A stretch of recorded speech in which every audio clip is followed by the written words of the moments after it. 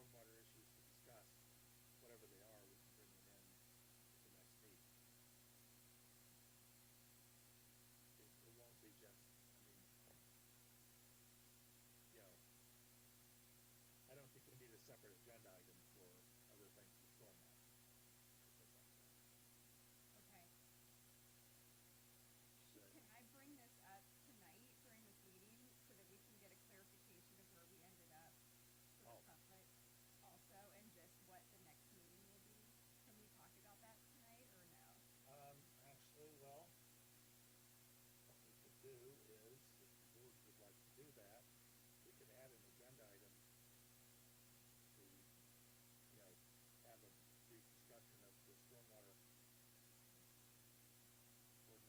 after, at the end of the agenda. Okay, We are able to add agenda items by voting. Okay. I mean, and I'm not suggesting we deliberate or debate anything. Yeah, I just because kind of it will just be discussion. Okay, I'd appreciate that, yeah. Okay. Well, since it's 7 o'clock now, I will hold the meeting of the regular meeting of the Ferguson Township Board of Supervisors for, I've got the wrong agenda up, Wednesday. No, I have the right agenda. It has the wrong day on it. Wednesday, October 7th, 2020. And first thing I will do before we ask for citizens' input is we've had a proposal from a board member to add a discussion item at the end of the meeting on the stormwater ordinance to specifically to clarify where we ended up at the last meeting. So I will just add that by unanimous consent if no one has any objection. And since I'm hearing no objection, we'll just add that to this tonight's agenda. Thank you. Okay. Next item is citizens' input for anything that is not on tonight's agenda. Anyone Mr. Chairman, before we do that, did you want me to do a quick intro? Oh, to yeah. I'm sorry. Matt? We Okay. need to do the format. Thank you. That's okay. Thank you. Thanks everybody for joining us this evening. This is the October 7th regular meeting of the Board of Supervisors. Meeting's been advertised in accordance with the Pennsylvania Sunshine Act as a virtual meeting conducted using our Zoom telemeeting platform. Additionally, the township's teleconference bridge has been made available for those who cannot participate in the webinar format. The conference bridge can be accessed by dialing 814-238-4651 and then entering extension 3799 when prompted. If you're joining the Zoom meeting tonight as a member of the public or as an agent to speak on behalf of an agenda item, just please enter your name, municipality of residence if applicable, and also if applicable, the topic you wish to speak on by using the chat feature located at, beneath the word bubble at the bottom of your screen. I'm going to memorize this soon. I'm almost there. Prior to beginning the meeting, just a couple of procedural items. First, the meeting this evening has been structured as a webinar, meaning that attendees will not be permitted to speak unless acknowledged by the chairman and enabled by the host, myself. I will provide instruction on how the public may engage and speak on that topic at any appropriate time. Secondly, board members are asked to indicate your name when motioning or seconding a motion so that the minutes may accurately reflect the action taken. And then before we begin, I will take a roll call of the Board of Supervisors to ensure that all members can hear and interact using the Zoom meeting platform. Please indicate you are here when your name is called. Mr. Miller. Here. Ms. Danini. Here. Mr. Mitra. Here. Ms. Strickland. Here. Ms. Stevens. Here. Mr. Chairman, we have a quorum. Thank you. Okay. And since we hadn't officially started with my previous statement, I'm going to just repeat it, that we have unanimous consent to add an agenda item, which is a discussion of the stormwater ordinance to tonight's agenda. It won't include any action or votes, so that doesn't matter that it wasn't advertised because it's just a discussion. So with that, I will ask if there's any citizens' input for items that are not on tonight's agenda. If you do, please indicate to Dave or. Yeah, either by using your raise hand feature on your screen or by just noting in the chat. Okay. Okay, seeing none, we'll move to the next item, which is the Center Region Parks and Recreation Authority report. Bill Keogh. Thank you, Steve. My name is Bill Keogh, and I am the Ferguson Township representative on the Center Region Park and Recreation Authority. I'm pleased to give you this report this evening. From a staff perspective on the Park and Recreation Department, needless to say, there's been a huge amount of focus on the whole COVID-19 issues and the changes that have been required as a result of the almost daily, if not weekly, changes in information coming out of Department of Health with regard to what is allowed and what is not allowed. Whenever a change occurs, staff goes into high operation mode to try and determine whether the activity that is planned or ready to go complies with, making sure that it complies with the latest COVID-19 edict that has come down. That, believe it or not, that just trying to maintain compliance is a significant time factor for all of the staff to be engaged in.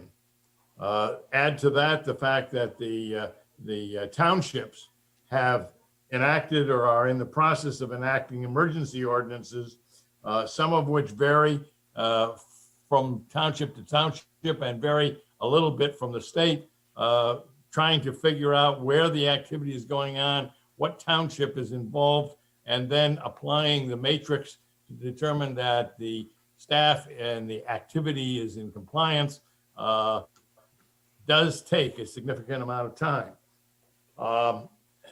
The bid packages for the Whitehall Road Regional Park, and I mentioned that the bid packages were ready to go out, I think, at my last report. Those bid packages are all completed now, and DCNR has reviewed about 75% of those packages. We await 4 documents from the authority solicitor, which should satisfy DCNR's checklist, and at that time, we can set the bidding period and advertise for the bid process with regard to the Whitehall Road Regional Park. In addition, staff has completed a grant application to the Center Foundation COVID-19 Community Grant, focusing on helping to support the technology and equipment needs related to the COVID-19 pandemic, and also completed a grant to the Center County CARES Act COVID-19 fund for revenue losses, utilities, and rent for the authority's operations. We welcomed at our last meeting Christy Owens. Christy is our new Recreation Services Manager. Our previous manager has relocated home-wise to another out of the area, and Christy was recently hired to take that position, and she is on what, needless to say, is a very steep learning curve, given all of the things that are occurring in the region and nationally. With regard to our sports and fitness program, the Oak Hall Youth Flag Football Program is underway.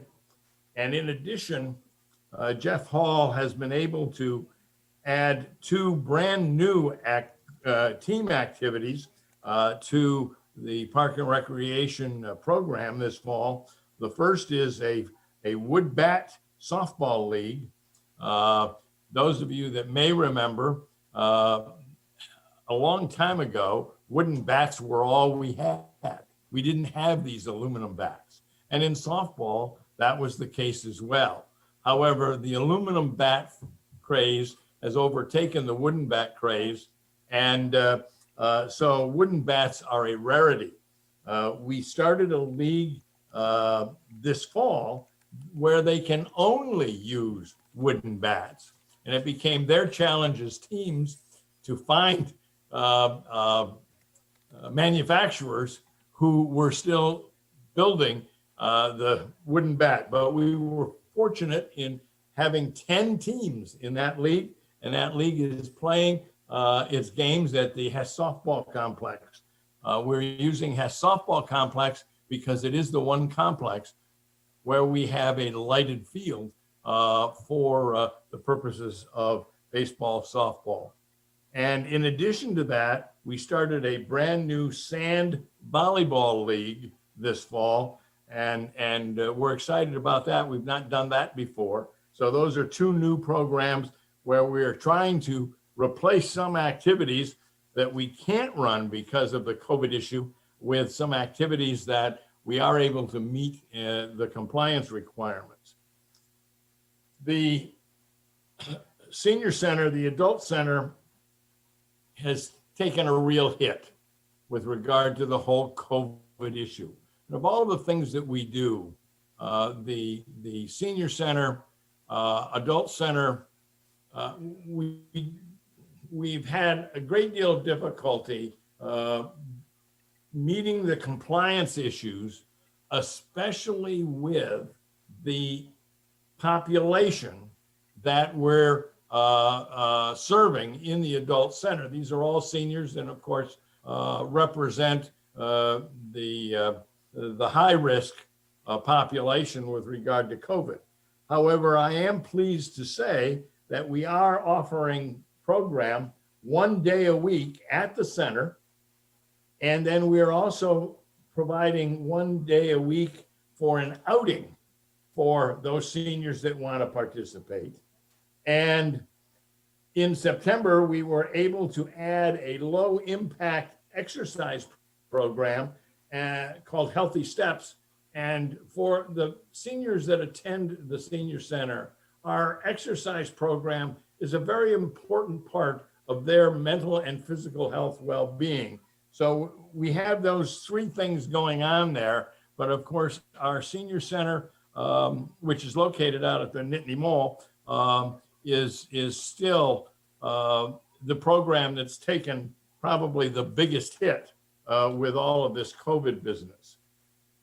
I am very excited about a program called Single Track School for Girls. This is a program for bicycle riders. And they're meeting 3 Sundays in September and October. And Beth Lee is kind of heading up that particular program.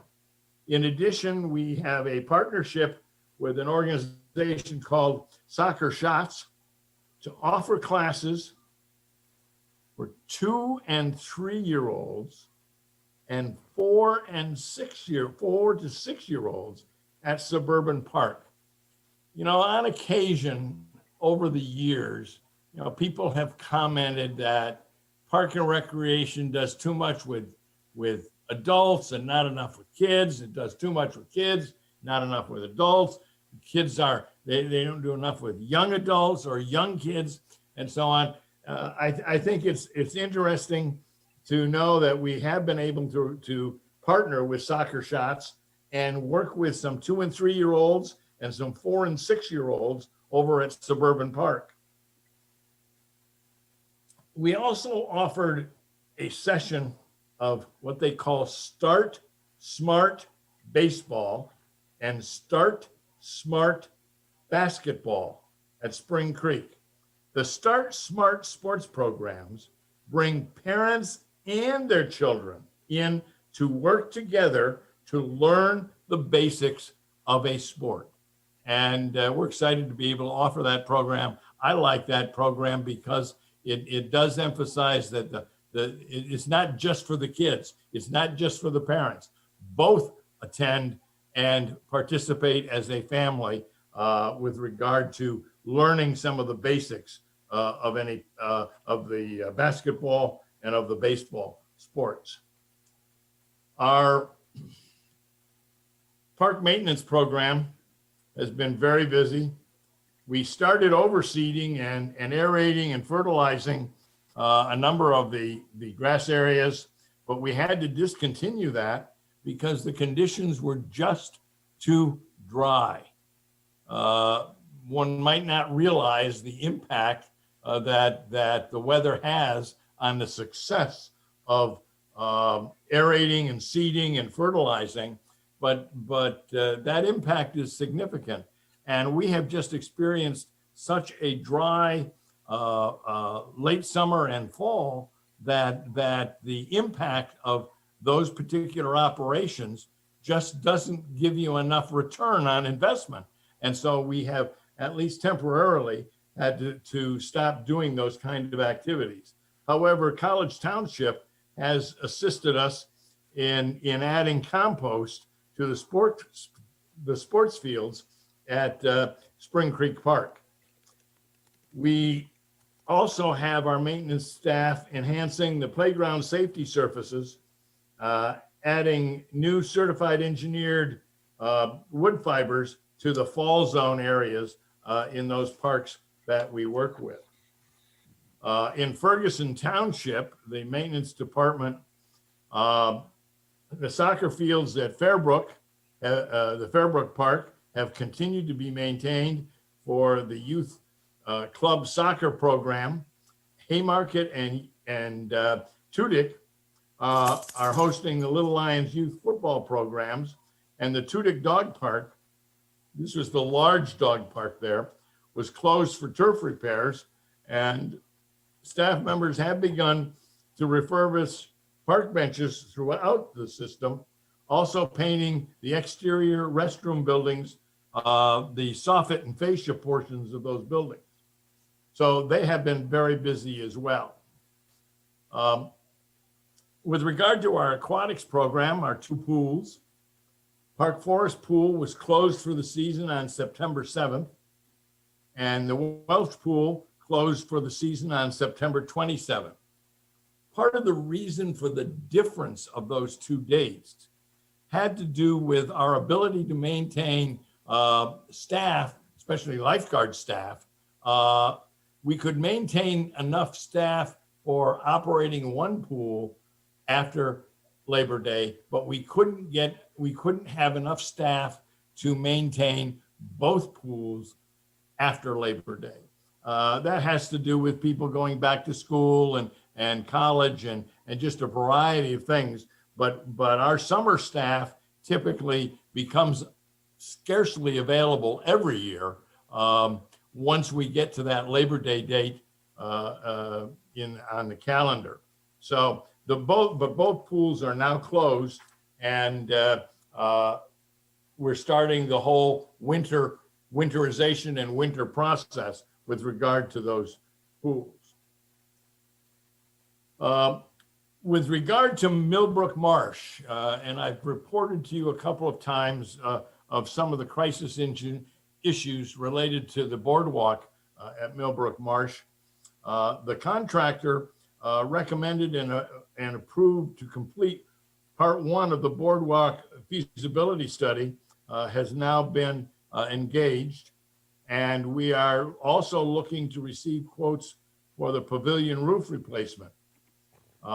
There also was an issue of invasive species at Millbrook Marsh in 4.5 acres of habitat restoration, plus a progress update walk with a representative from the U.S.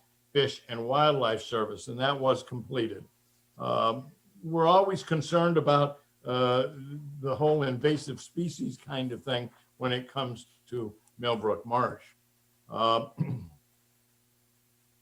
The challenges we've had this year, Park and Recreation, one of the biggest issues has clearly been a loss of revenue across all of the operating budgets. All of our operating budgets have taken a serious hit when it comes to our ability to get revenue to support those programs. So that continues to be a major challenge for us. We've tried to minimize and reduce some of the expenses across all of our operating budgets for all of our programming. And that included full-time staff furloughs this summer and reduction in seasonal staffing levels where we did not have a full complement of seasonal workers across the program.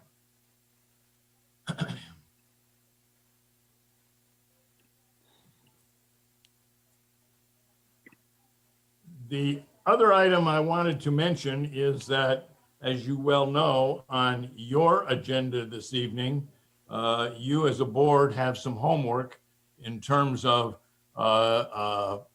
formulating some comments back to the COG and the authority regarding the Whitehall Road financing shortfall that we are experiencing as we move forward with the Whitehall Road Regional Park. And so I will be very interested in listening to and bringing forward then some of your comments to the authority after your discussion this evening. And that's all I have at the moment. Thank you, Bill. Are there any questions from the board for Bill? Lisa? Thanks. Thanks, Bill. Great report. I just wanted to ask two questions. The tournament at Hess Field, I think that was the wooden bat one. I was just curious, where are those teams from? Are these locally formed teams, or are these teams that travel here for that? Am I still unmuted? We can hear you. They can hear you. Okay. The Wooden Bat League is all local teams. It's a league. They are playing games on 3 of the nights of the week, and they're all local teams. I know that there was a small 5-team fast pitch youth tournament one day at Hess Field, and those were a mixture of local teams and I think one out-of-town team, 14 and under girls. But the Wooden Bat group is all a local group with league games Monday, Tuesday, and Wednesday night. Okay, thanks. I'm so happy to hear that, because in our softball experience, which was lengthy, we played there once. So I just really am encouraged when I hear that that field is getting used by local residents. So great.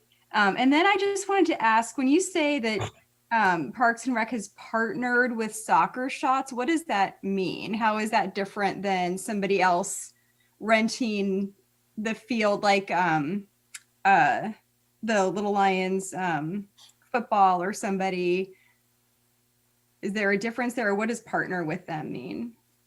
Partnering within the Park and Recreation Department can mean many different things. It could be partnering when it comes to utilization of some of the Park and Recreation facilities. It could be partnering with relation to the sponsoring organization, providing some of covering some of the costs of a program. It could be partnering when it comes to recruiting and doing the upfront work that needs to be done in order to organize such an activity. I am not directly familiar with what partnering means for this particular program. I will contact the office and get a more specific answer in terms of what partner means in this particular case. Thank you. That would be really helpful. All right. Thanks, Bill. Any other questions for Bill? Laura? Thank you. Thanks, Lisa. I was going to ask that same question about Soccer Shots. And I thought there was another one, something else in there was a partnership with I was wondering about. But what I wanted to ask is, I think I heard you say that Center Region Park and Rec was having to take time to figure out different municipal regulations. I think you meant in terms of gatherings. Yes. Yeah, it mostly Yeah. had to do with gatherings and the numbers and what the specific rules were with regard to masks and distancing, how many could gather, gathering inside versus gathering outside, those kinds of things. I think, I don't know, Dave, is it fair to say that Center Region Park and Rec is exempted from the Ferguson Township ordinance, or am I not thinking correctly there? Yes, outdoor recreational activities are exempt from the gathering size limitation and the mask mandate. Okay. So Bill, I don't know if I mean, I guess that's clear to them by now, but they're exempted from our masking ordinance. Pam's Yeah. been involved on most of our regional Yes. discussions, so she ought to have a pretty good handle on it. Mhm. Thanks. You're welcome. Thanks, Bill. A lot of the one of the dilemmas that we have with regard to group activities, even outdoors, is the social distancing kinds of needs. And there are parts of what we do when we have team activities where social distancing does not work and the exemption applies. But then there are other parts of the evening or the afternoon or whatever the time is, in which you can have them stay socially distanced. And so trying to take advantage of when you can, maintaining the social distancing when we can't, kind of thing. In other words, we're trying to be mindful of why social distancing exists to begin with in terms of this COVID-19, but at the same time, providing the kind of activities that both youth and adult want to have during this COVID crisis. Okay, any other questions for Bill? Okay, don't see any. Thanks, Bill. We Yep. appreciate your report and your service on the authority. So the next item on the agenda is the citizens' right to be heard request on stormwater runoff on West Whitehall Road from Mr. Bruce Bender. I'll ask Dave to introduce this, and if Mr. Bender wants to present anything to us as far as what his request is.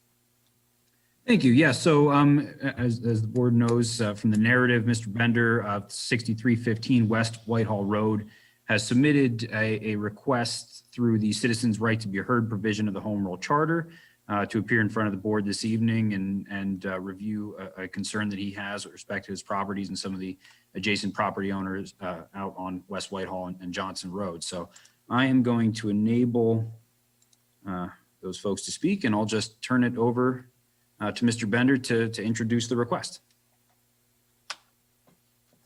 Okay, well, we have two people here. I don't know if you can hear me. I have a mask on. Am I coming through clearly? We Yes, got you. yeah. Yes, sir. Okay. Well, you have, I think, a pretty good summary of the problem. It's not a new problem. You know, it was really initiated in 1958 when PennDOT did some work on Whitehall Road and redirected the stormwater. So the stormwater now runs across Whitehall Road, runs across Johnson Road, and then comes down the hill and kind of pools up in our properties. And, you know, we're talking like thousands of gallons of water when it comes to pump this out. So I think what we're trying to do here is to request that the township, you know, take it kind of seriously and get it on the agenda to reconstruct the stormwater runoff situation along West Whitehall Road to divert that. I guess the plan has been studied, you know, pretty extensively by the township, and the remedy seems to be when the water, after it crosses West Whitehall Road, from one side to the other. And then it exits right at the junction of West Whitehall Road and Johnson Road to divert that back across, almost on a diagonal, across West Whitehall Road into a drainage ditch that runs along the right-hand side of West Whitehall Road. The water runs into the creek.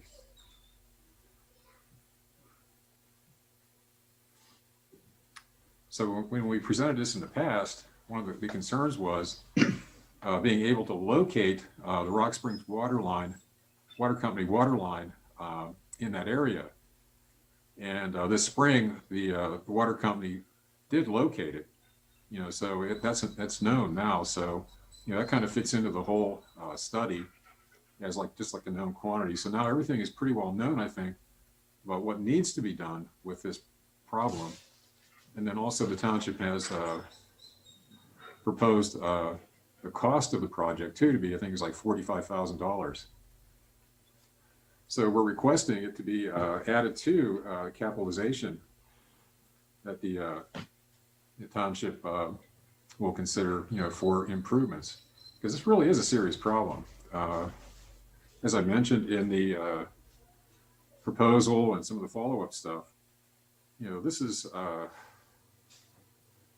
well, you got the pictures, at its deepest point, it's about 3 feet deep.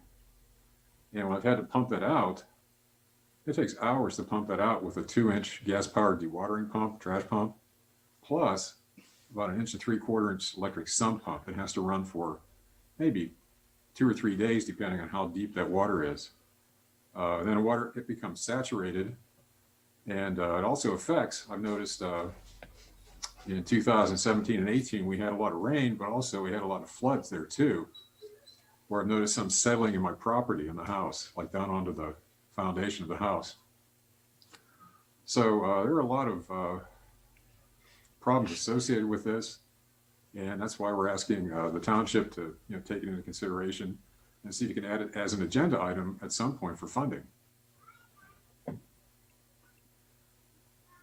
Okay, thank you. I guess I know that we have looked at this in the past, but I believe I am the only board member who was on the board at that time. I think it was before Laura came on even. So I was wondering, Dave, Dave Mudrecker, is there anything that you could add to this at this point for the board to have a better understanding of where things stand on this? Dave, let me know if you want the screen control, if you want to share, or if you want me to pull something up. Let's let that on the way you have it for the moment, Dave. Okay. I think Mr. Bender described it well. I think he described it accurately.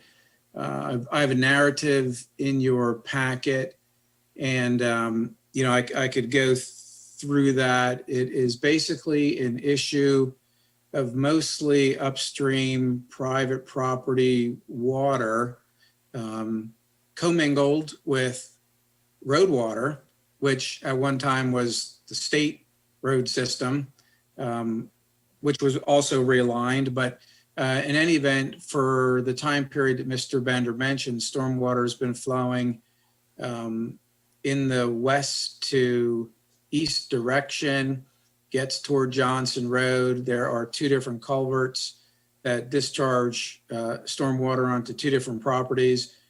We've done field views and preliminary estimates, the scope of which typically is not included in our, it certainly wasn't in the road paving project. It's not that stormwater couldn't be incorporated. It's just that in this case, it was really for the benefit of the private property owners mentioned, and it's been this way a long time. So, Mr. Bender's approaching the board for consideration for a capital project. If staff were to take a next step, it would be surveying, design work, PA1 call, more accurately locate the Rock Spring water line and any other utilities. Then we would do a design and we could refine a cost estimate. which could be more, could be less before we put it out to bid. But really, of the different options that we looked at, the only one that we believe to be feasible is to pipe the road to the south side of Whitehall Road and run it down the ditch line that is between the road and the embankment where those evergreen trees are, and take it right down to the creek. Okay, thank you. I guess at this point, I'd see if any board members have any comments or questions. I could share. I don't see everybody, so just speak up.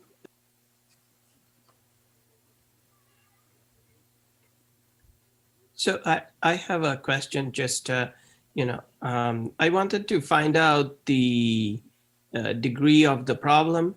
And this is not anyway a rhetorical question, but just to find out where is the water gathering and how much is it? And if we don't pump it, is it getting into people's houses, or is it damaging other things, or it's just a nuisance in the yard? Not to say that that's not important. Well, can I answer that for you? Yes, please. Okay. Well, the property, when it floods, it spreads over 3 properties. So it's all the ones you have. There's 6311, 6315, and 6317. And what it does when it floods, it puts our septic leach fields underwater. So they're submerged. Like mine's almost totally submerged. Mr. Homan's is partially submerged. And Ms. Bart's is substantially submerged also, under feet of water. And the water is also coming into, I know, my house when it's like that. If it gets high enough, I've had as much as 6 inches of water in the basement due to that flooding. So essentially it's using our properties as a catch basin. Mm-hmm. So if we don't pump it, it's just going to stay there.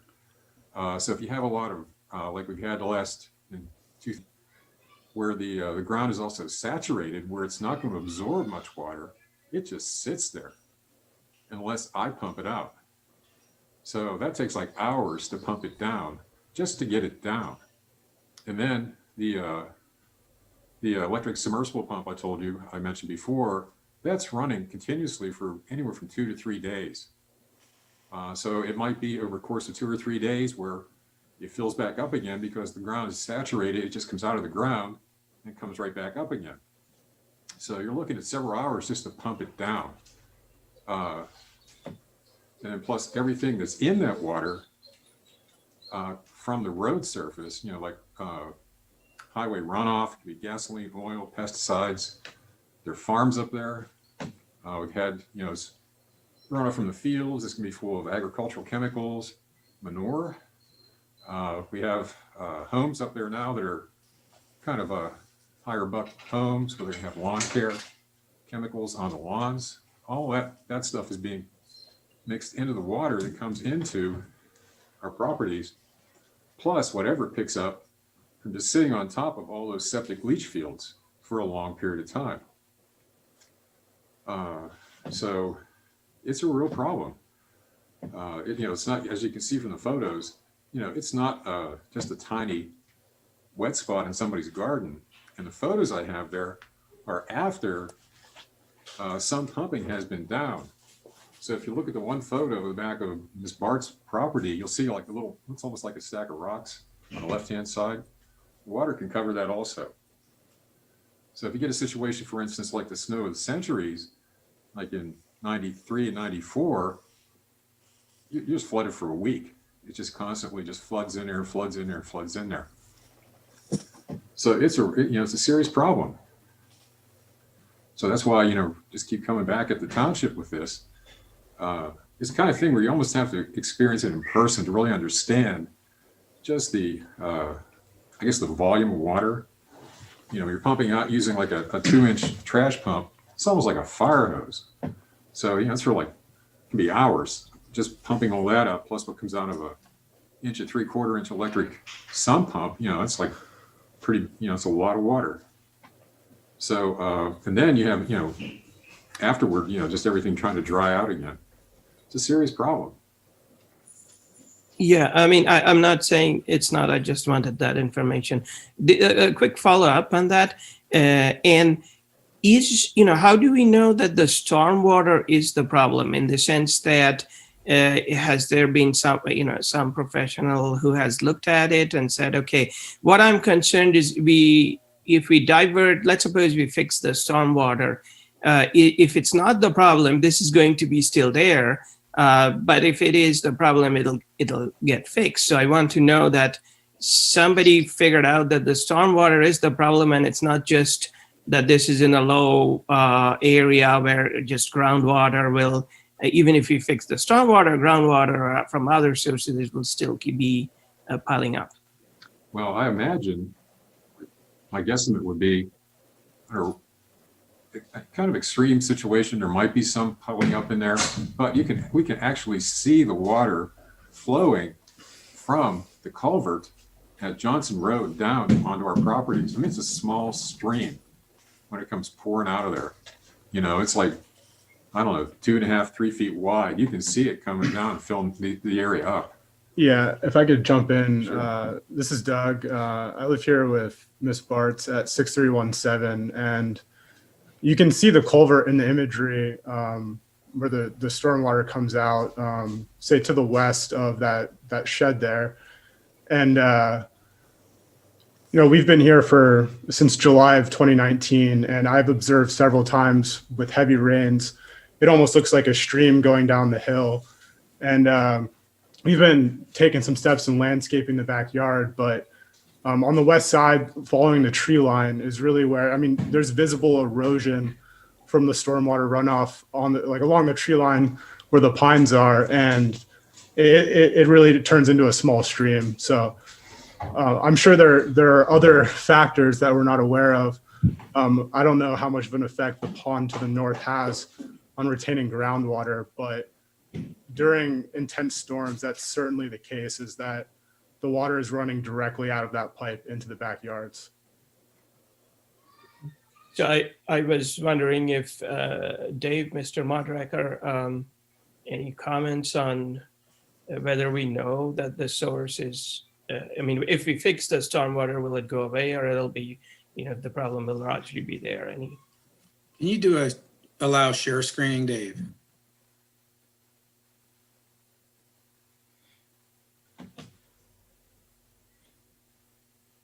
Yes, I think I can.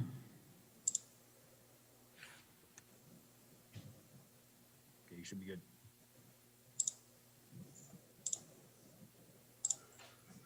Do you see this contour map? Is the contour map visible? Yep. Okay. Yeah. Yeah. So this is the property of concern. We have not done any kind of a detailed analysis, but it's evident that there's a large upstream drainage area, a good portion of field that heads toward Johnson Road. Johnson Road then intercepts it, and there's 2 culverts in the proximity that discharged, that collected stormwater. So we had sheet flow, large events, it flows over land, hits the roadway. We have a parallel swale, flows down these 2 culverts. So what was described to you is the observation of stormwater flowing in this direction. And then you can see how flat it is with this particular contour that wraps around itself, whatever number that is. And we have the pond back here. The pond, I don't know if it is currently, but during our last field view was being reconstructed, so it was pumped out. I don't know what kind of a influence we have in terms of groundwater or pond water on this area, but we do know that stormwater definitely heads down in this direction and it ends up in a depression. So, an upstream diversion of stormwater would remove whatever that contributory, surface water is and send it down along the side of Whitehall Road to the stream, And then the remnant would be whatever water then falls on this smaller watershed, so to speak, that may be trapped, or whatever influence there would be from the pond. But if we did a project, it would eliminate this upstream, well, now right to here, it would eliminate this upstream source of drainage. Okay, thank you. That helps. And to the residents, I'm not saying, either way, whether I believe we should do it or not do it. I was just trying to get the information. This helps me make an informed decision. Thank you. Dave, looking at that, when I was looking at that topo map, it looks like the pond is probably a good 8 or 10 feet lower than the backyard, would you say? Let's see here. We've got this. I'm just looking at the lines near the pond where they all come Yeah. together there. So it seems like it wouldn't be groundwater with the pond being that much lower. That you're not going to see ponding from the groundwater necessarily. Because obviously the groundwater levels. This contour here in the backyard. Yeah. I can't identify if this is a depression or a hump right here. Oh, yeah. But this contour right here, as you can see, it wraps all the way Right. here, but there is another contour line, at least one or two. It looks like 2 at least. Yeah. Yeah, right in here. Yeah. Maybe 3. Yeah, so it is dropping, but at what point when this pond level rises, does it have an influence? I don't know. Right. Okay. Thank you. I think Mr. Bender may have observed that he pumps water and then it appears to be coming up through the ground. So how much the pond contributes, or just the fact that it's a flat area and you've still got this upstream area that maybe even pushing perched water toward it. But certainly, as I mentioned, it would eliminate any contribution from that upstream surface water. I don't think the pond has anything to do with it, because right now the renovation has been completed, and they have the pond pretty full, so we're not experiencing anything right now. And even if we do have like heavy rains where it doesn't really turn into like a huge flood for us, where the stream is up and flowing and really running into the dam, into that pond and through the dam, we don't notice anything like percolating up through the ground. So I don't think that has an influence on this. It may impair it, I think, a little bit, possibly when it comes to like the ground actually absorbing what's there once the pond is created, once the puddle is created.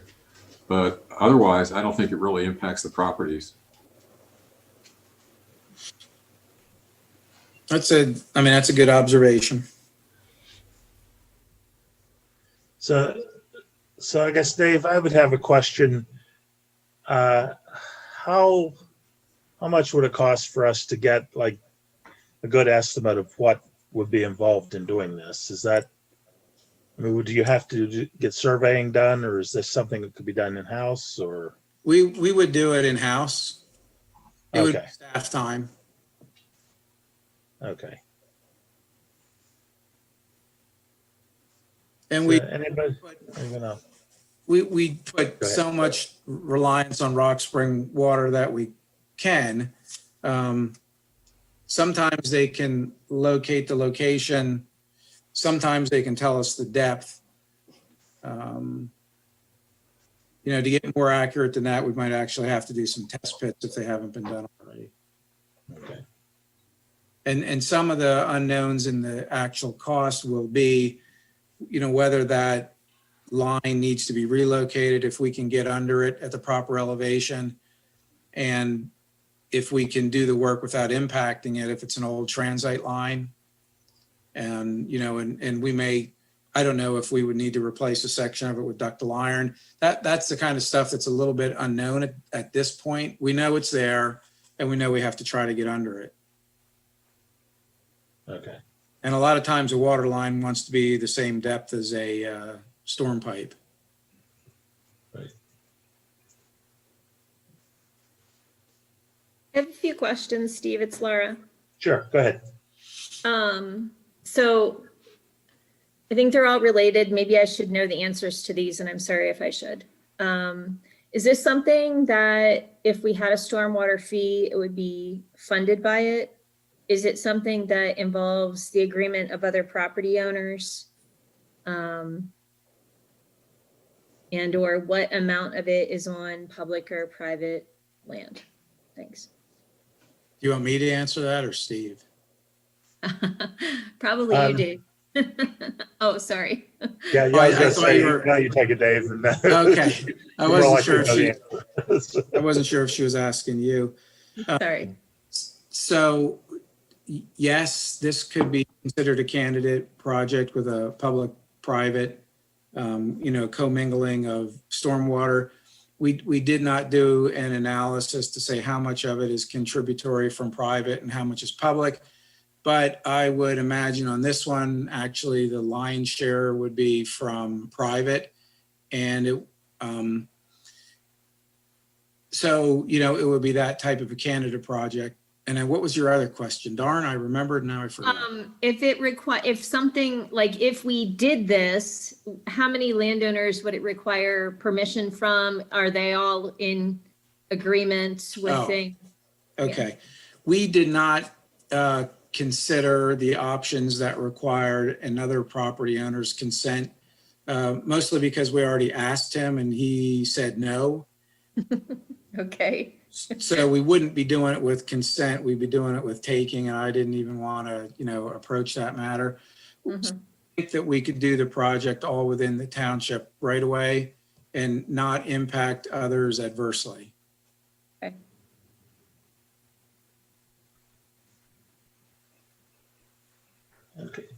Okay. Lisa, Thanks. I just have a couple of questions. This is reminding me of the issue that occurred in Piney Ridge, where there was a road project and then a resident had a lot of runoff issues. Is everybody recalling what I'm oh yeah. discussing? Kansas Avenue. Yeah. Kansas Ave, yes, thank you. I was trying to remember. Okay, so in that case, is it right that it was runoff caused from that road and from the road project, and then also there were some fixes attempted there, and I think it was kind of resolved. So just if you could refresh my memory and kind of Sure. compare it to this situation. Yes. So I'll tell you the similarities and the differences. The similarities are upstream drainage, crossing a township road, and exiting on a property. So it's kind of following the path of Mother Nature. Somebody developed and now they're in the path where Mother Nature was sending the water. In the Kansas Avenue case, we had a property owner where the water was discharging, but for quite a while was not interested in us making improvements for the neighborhood and the road that, in her opinion, were in the detriment to her. In this case, the resident, the water is already going there and it's been that way for a long time. We're not asking to make an improvement. The resident's kind of coming to us and saying, I have this ponding stormwater issue. Can you fix it for me? Thank you. Okay, so I think you kind of answered this question with Laura. So my question is, this is runoff from the road that's causing this, but it also could be runoff from other properties that just aren't absorbing the stormwater. And so if it's from the road, that's there was a bad design in the pipes or whatever, something happened that caused this to be an issue. So my question is if it's a problem caused by somebody else's private property, what is the procedure then to fix the results, the problem that's happening on another neighbor's private property? So, the road is kind of in the middle, and I get that the road is part of the problem. I just want to know, would we have other people come in and say, my neighbor's yard, their runoff is flooding my basement? I could be that person. I live on a hill, so my basement floods all the time from runoff that isn't absorbed from my up the hill neighbors. So what's the line to draw there? So I hope that kind of makes sense. It does. So we do have these types of issues: private property, stormwater, crosses a township road, affects another property owner. We typically have not proceeded with improvement projects. It's and to expand on that a little bit, Ms. Strickland, it's often a civil matter between the two property owners. The township doesn't have any regulations or ordinances that pertain to runoff that originated from upstream development affecting another private property owner. There are some cases where I think the Center County Conservation District may get involved if the issue is kind of significant enough, but typically it doesn't, we don't really have a lot of teeth right now to compel a private property owner to mitigate a runoff issue on their property that's impacting an adjacent private property. The thing that might be a little bit different here is we have a very old road system. Whitehall Road was a state road that, I don't know, maybe 40 years ago now was turned over to the township. It was when Don Bachman was manager. So, and there was a road improvement project that was done by the state at some point in time too. So, there were road improvements made and there was drainage accounted for, but, we're going back, I don't know, 50, 60 years now. So I can't tell you what kind of design was done. A lot of times they'll tend to try to follow, existing drainage ways. Okay. I definitely think that the township should fix whatever problems are created by failures in the road system, but I'm concerned about overstepping and setting some kind of bad precedent where the township would be responsible for other improvements or fixes on private property. So that's kind of where I'm at.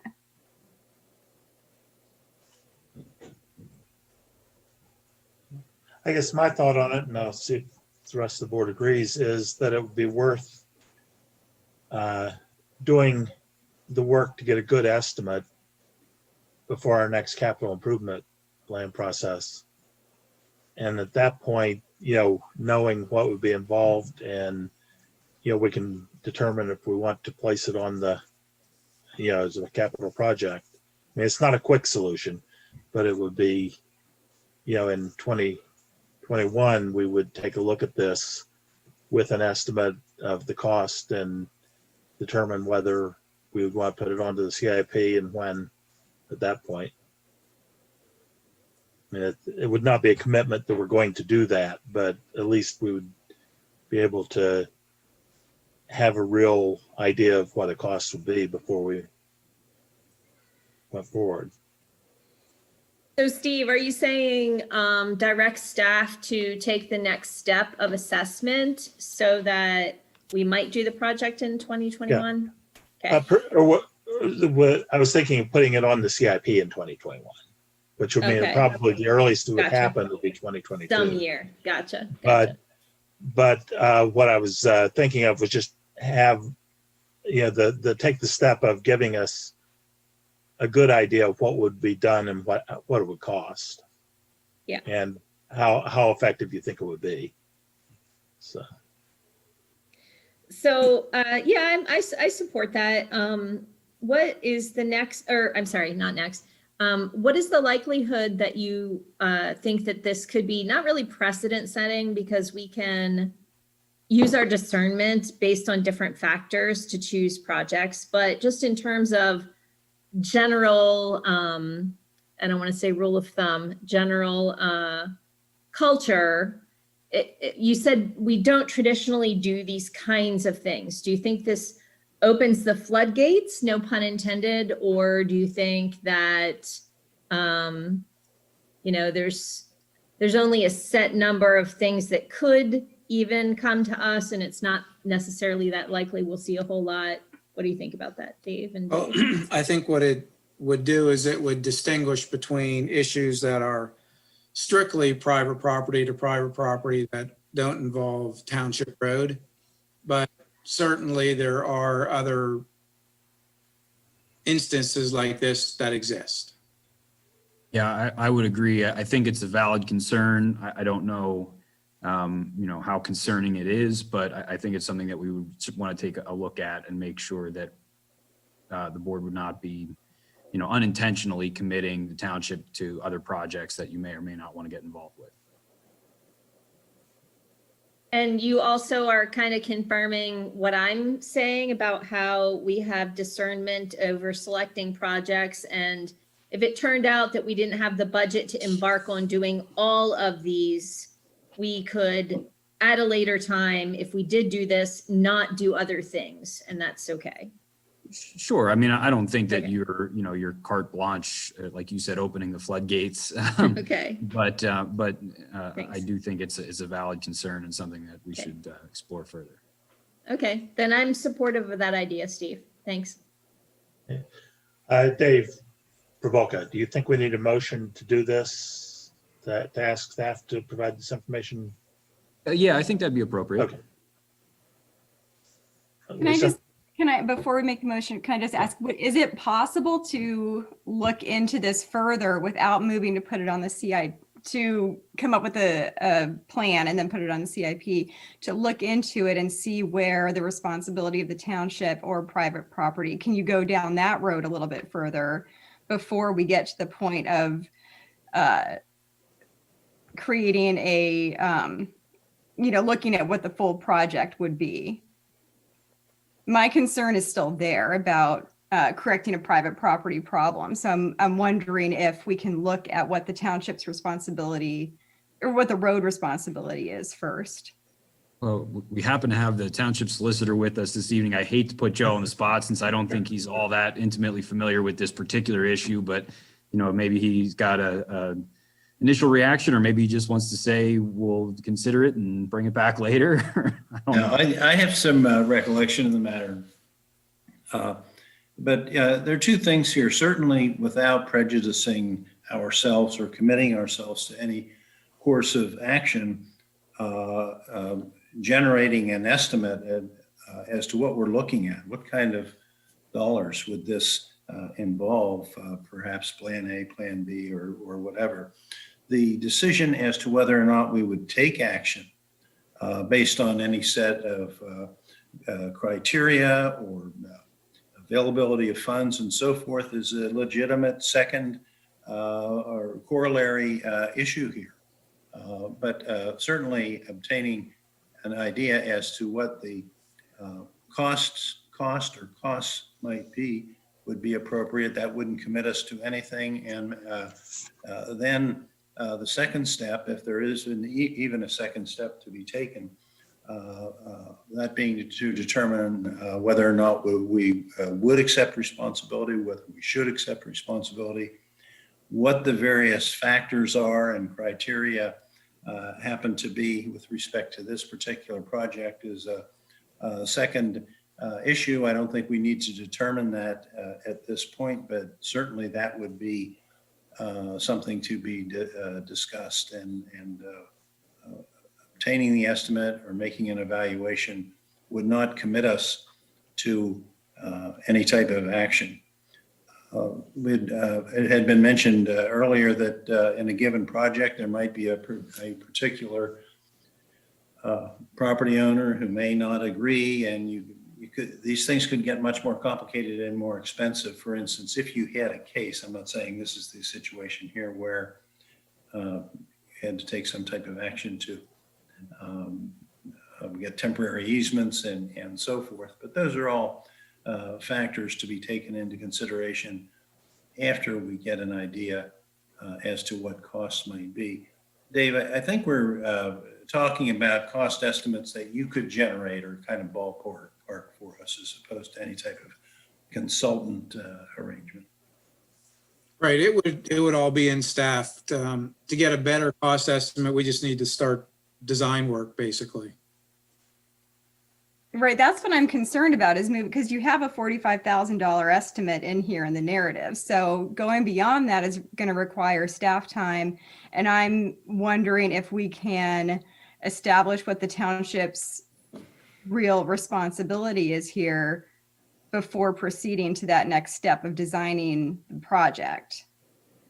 Well, we could certainly take that approach. I mean, A versus B or step one versus step two are not necessarily predetermined. That would be a viable approach here to study what is the likely responsibility or what are the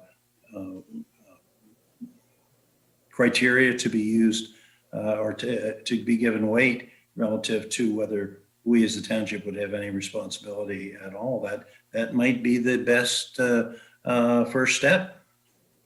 It That could would be be, kind of a, sorry, go ahead. I was just going to say, it could be entirely the problem of the road structure and how it really could be. You know, it sounds like that may be the case, but I think, in my opinion, it'd be important to establish that first, and that,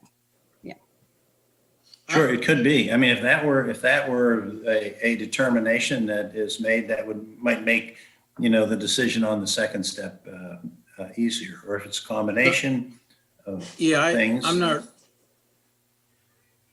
Go ahead. Go ahead, Dave. I wasn't sure if you're asking for kind of like a legal responsibility type opinion, or how much of the stormwater issue is contributory from the road versus That. how much is contributory from the private property in the field. correct, the second. We could do that also. We haven't done that.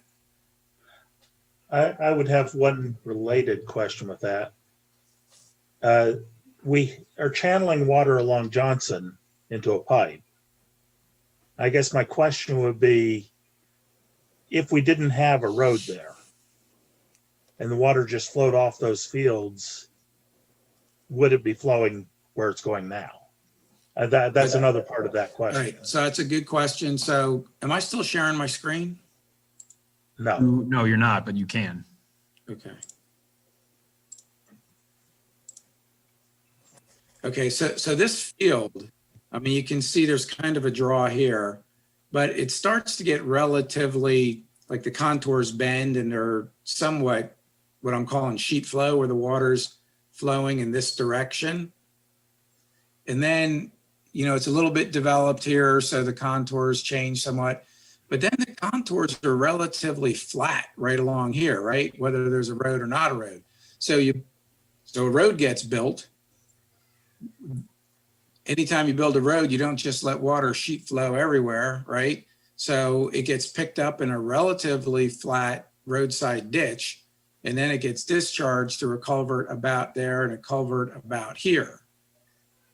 So the water would be going in that direction anyway. Now you can look at the contours, it would flow like that, it would flow like that. Then once it got to here, it kind of breaks into this little bit of a bowl, and then it heads here and then it kind of lays. So, some of that water would be going in this direction anyway. Some of it would be going in this other culvert down here. What we did was we picked it up on a roadside ditch and channelized it, because that's what happens when water hits a roadside. And when I say we, I don't know when that was done, whenever Johnson Road was built in. And I don't know when. I could find out, of course, but it's an old road. I have a question about, I understand Lisa's reasoning, but I'm wondering if practically, I'm not sure if it has an implication or not, because isn't it like an all or nothing thing? Like we're either going to fix it or we're not going to fix it. So if, 20 or 40% is that private property, but the fix is 100% in our right of way, no matter how much percent it is, then isn't the question just, are we willing to fix it or not? Practically speaking, that would be the conclusion. Not that we would, if we're 40%, would we be obligated to move forward? No, but probably practically speaking, to be requesting the other 60% from surrounding property owners may not be a viable alternative. So it may 'Cause be the as only much a fix- legal as a political Yeah. decision. Yeah, like the only fix is the not to send all that water down there. The only fix is to send it across at a different spot where it's going to flow differently. So, yeah. So kind of like no matter how much of the problem is ours, if any is ours that we want to fix, I'm not saying it's a foregone conclusion. That is the fix and we'll be doing it and it's on our property. Yeah. Yes. Okay. I guess my question for the board is, do we want to have this engineering analysis done? Or do we want to get further information in terms of, is this going to set a precedent before we do any engineering analysis? And I guess my preference would be to go ahead and do it, but I'm going to leave it up to all five of us to figure that out. Steve, I don't think it's going to set a precedent, though. It's going to set a cultural tone or something like that.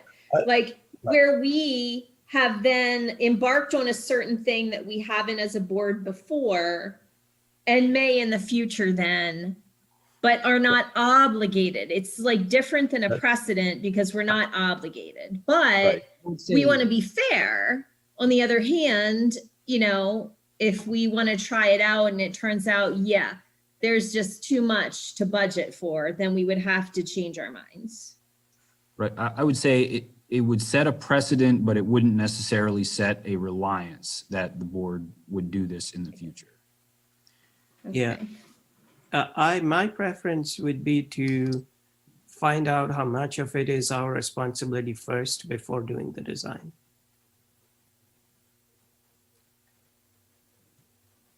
And just to clarify, because I think that's what we had, I've heard a couple of different things. By responsibility, you mean just how much, what volume of that runoff is being generated from public right-of-way versus other upstream privately owned?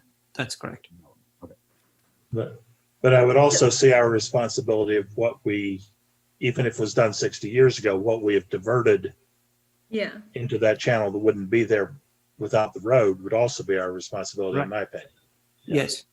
I It agree. would be, and that's what I was going to ask Dave Modricker, if it's like penny wise and pound foolish or something like that to try to do such a refined analysis or not. Like, I don't know, like maybe that is the metric we use to determine these projects, but it seems like we did divert a fair amount of water down that direction. So, you know, how cause and effecty can we get? We can pretty accurately break out what we think is the contributory percentage of stormwater for a storm event from the road versus from all the other area. And you might find that the road contribution is 10%.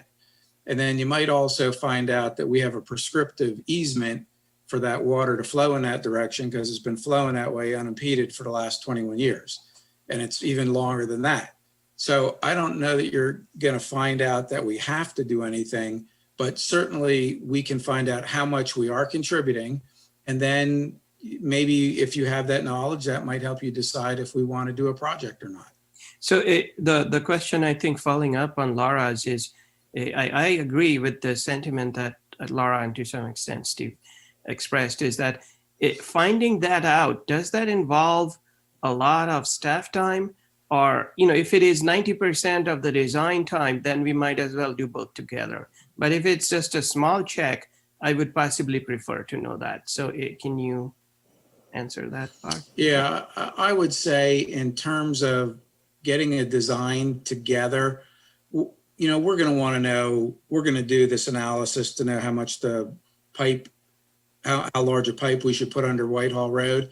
And then we'll know what storm size it'll carry because it's not going to carry everything, but we'll carry, you know, typically at least a 10-year storm. It might not carry, a 25 or 100 year. So that part of the total design is a smaller fraction, maybe less than 25% of staff time would be involved in that. And then we might have 75% of the rest of the staff time doing the actual design. And there's 25% that will be involved. If we go ahead with the full 100%, some of this work can be reused or will be useful. Is that correct? Right. The only thing we're going to do that we wouldn't have done is break out the portion attributable to the road from the rest of the upstream drainage way. Yeah, in this case, I would possibly want the 25% thing first, or, and then have another discussion to decide whether we want. That's my personal opinion. Okay, so this is a lot of detail that we're getting into, but since we're here, I might as well dig deep. So is what you were saying then that the water that's coming from the private properties to the culvert that we are directing will not be included in our responsibility, or will be included? Oh, so I'll do a little screen share here and maybe I can describe it better. So when we look at this upstream area, so here's the point of interest down here. And so what we're going to do is we're going to follow these contours and we're going to figure out, how much of this upstream area, okay, is headed in that direction. And then what we'll do is we're going to come along and just break out this half of the road to the crest, okay, because the other half of the road breaks the other way. We're going to get that piece. And then we'll figure out how much of Johnson Road, and we'll figure out what that area is. And then based on a certain storm, how much of the water, the storm water that gets to this point comes from water falling on the road versus water falling over this whole big area. Okay. So thank you. For me, I don't think that that's going to matter in the end because all that water is being directed to that point. Whether it falls on the earth and is absorbed where it doesn't, or if it falls on the earth like the private property and it can't be absorbed and it goes to the culvert and then to that spot. But, we have to do that number anyway, so that's fine. Let me try to say it another way. If Johnson Road, the water that gets to this draw, that gets to this point right here, is something like this, and comes around here. That water's going there, whether Johnson Road and the culvert are there or not. Okay, I see. Did that make sense when I did it that way? Yes. Yep, thanks. So Any other water then that is going there from other areas that's been directed along the road would be considered part of our responsibility, or say it one more time, Steve. other areas outside that funnel there that you drew that are being directed by the culvert along Johnson Road, that would be considered part of our contribution to it?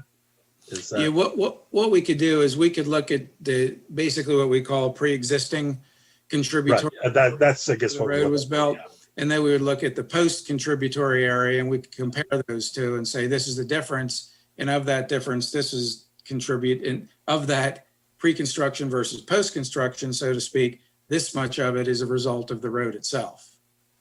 But all of it, all of the change would be by virtue of the road being built, whether it Yes. fell on the road or not. Okay. But there is a solution to the problem, even though it was there before the road. And that, I think that's the question that we ultimately have to answer is, to me, does it matter how much of it is caused by the road and how much isn't? Do we want to address this? And if knowing that would help in that decision, we could go ahead and do it that way. My preference would be just go ahead and do the estimate of what it costs and determine whether we want to proceed or not. But that's what I'm leaving up Doesn't- to. It almost seems like this is living the reality of why stormwater fee is considered a utility. Doesn't it? Is that this discussion of the private and the public and the fix? I don't know. I think it's an interesting example. I'm ready to move forward with whatever level we can move forward with. I guess I need somebody to craft a motion.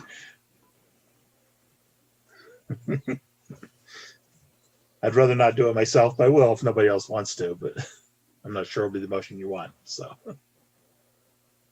Okay, well, we're not really supposed to be using the chat, but Mark Kunkel used the chat and it seems like something reasonable. Maybe, are we allowing for public comment from this, Steve?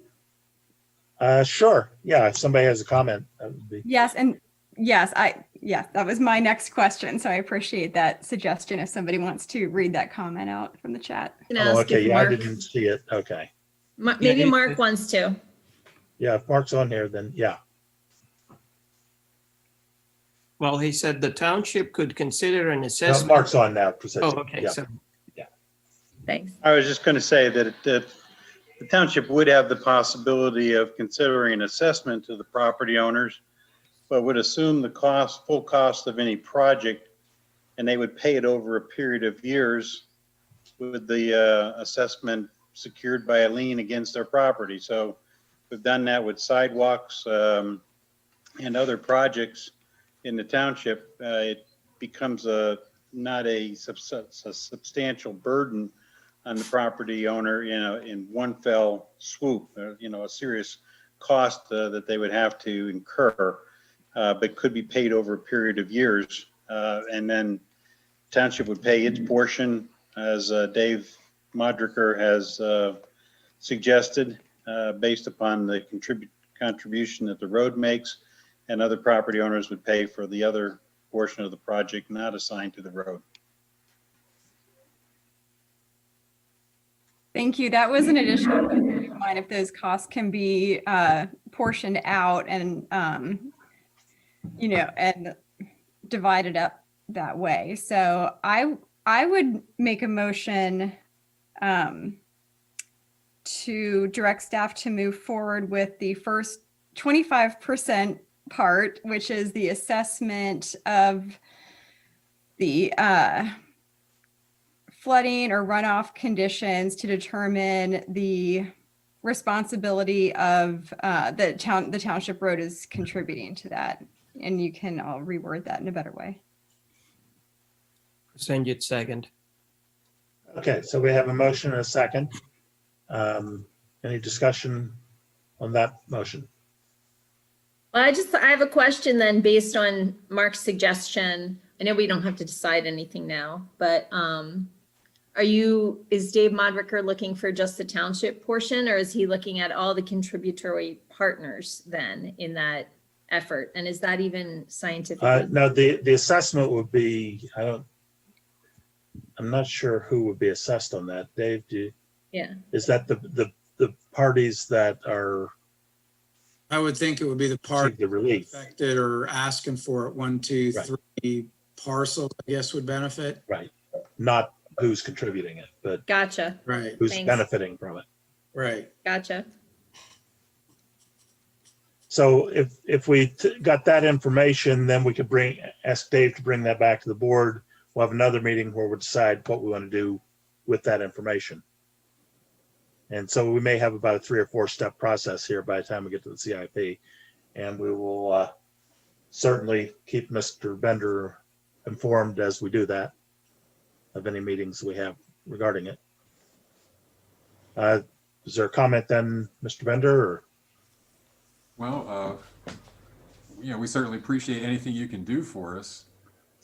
Once again, it's a serious problem. This is something that we can't solve on our own. I mean, I wish we could, but we can't. So we rely on you to do something about this. And once again, I think if what you'll find with your study is probably the majority of the water is contributed by the roadway. If you're out here, you can see it. I wish we had videos to show you. But I understand where your study's going also. So it looks like you're considering, many options here, and, we appreciate that. Okay, and we will continue to consider this through, step by step and keep you informed as we do. So we have a motion and a second to proceed with the initial part of the assessment. Which is, just to Dave- clarify, just Yeah. purely to determine where the runoff is originating and not to do a design or any kind of preliminary estimate beyond what's already been done. Okay. Right. That's what I And- thought. And That's why I was just gonna say, is that clear what we're asking for? So, and that is. yeah, and with respect to, I think what Steve said, keeping in mind the estimate would be as if, after the road is there, what is it now? And if the road was not there, what would it have been? I think I can answer that for you. Okay, go ahead. Okay, this is according to our former neighbor, Ken Rudy, who owned Bart's property. I said, when PennDOT came in there in 1958, if you come out here, you can see what old Whitehall Road looked like and what new Whitehall Road is. And so old Whitehall Road took a real serious dip from the Bart's property down the hill in front of my place, the Homan property, Mullen property, went across the creek, there's a little bridge, and it went up the hill. When they came in, they raised the road level up a good 10 feet anyway, in some spots. And that created a big ditch on the other side of the road. And that's where they diverted the water across Whitehall Road and Johnson Road, what we have now.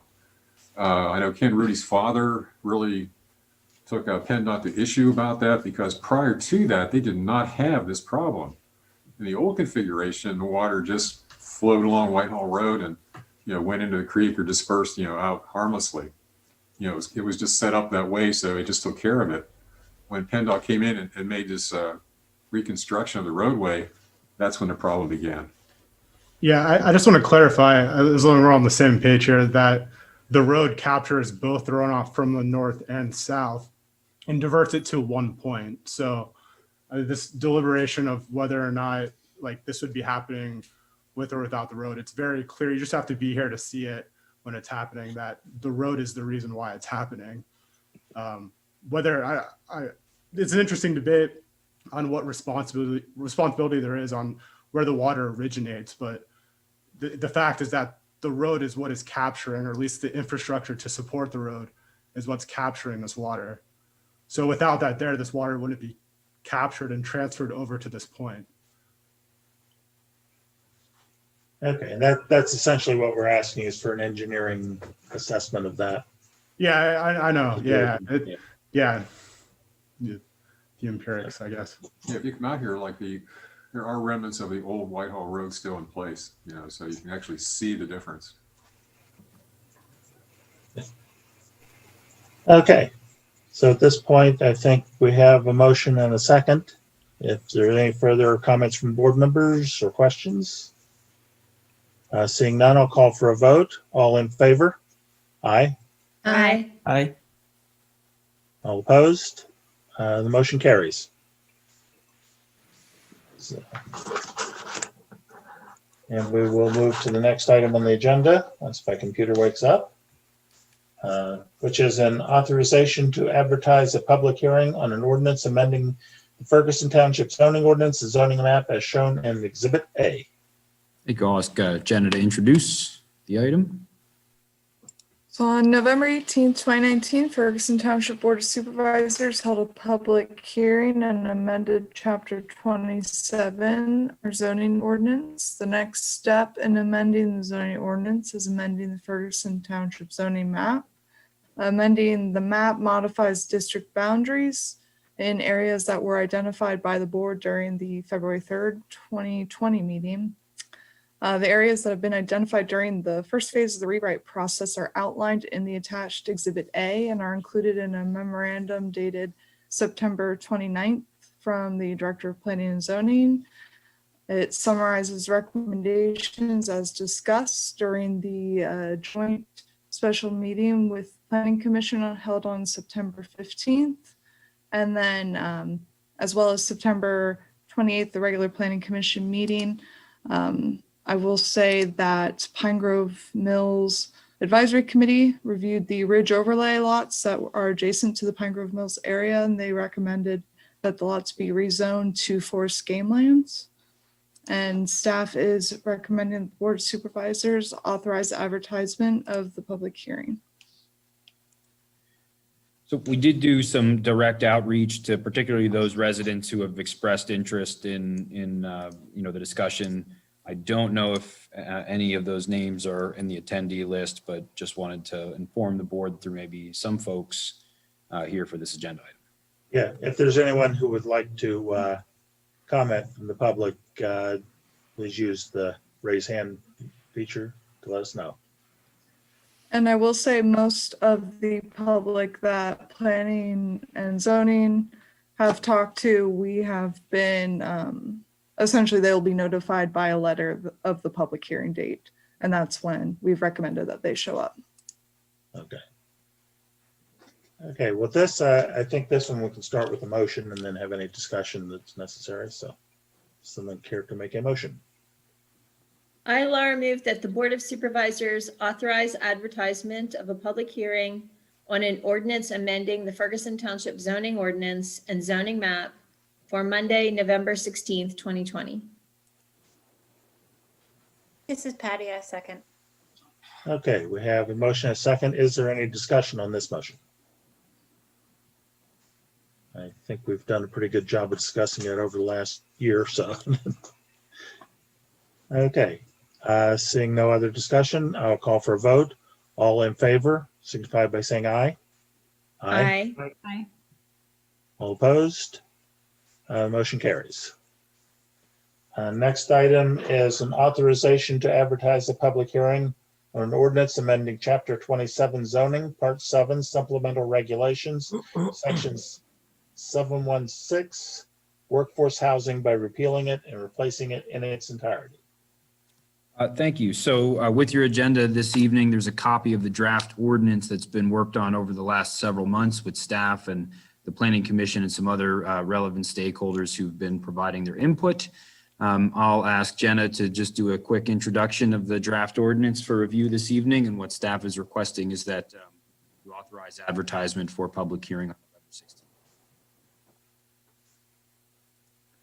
All right, so included with the agenda is the updated draft workforce housing ordinance based on comments received during the joint special meetings held September 1st and September 16th with Planning Commission. This ordinance would be applicable to the following developments within the traditional town development district and the Terrace Streetscape zoning district. So essentially 10 or more residential dwelling units would be built, renovation of a multifamily dwelling that increases the number of residential units from the original number of units in the structure, conversion of an existing residential structure regardless of dwelling type to a multifamily dwelling that results in 10 or more residential dwelling units, and conversion of a non-residential property to a residential property that results in 10 or more residential dwelling units. It expands upon the legacy workforce program by allowing for rentals or owner-occupied units and provides workforce housing units to be built on-site, off-site, or paid through fee in lieu. Planning Commission reviewed this draft at the September 28th regular meeting and recommended that the draft workforce housing ordinance not be approved as is. The memorandum that's included in the agenda summarizes the updated draft based on discussions from the September 16th joint special meeting. I will say that I will be providing a memo essentially summarizing Planning Commission's discussions for the public hearing as to why they aren't recommending approving this ordinance.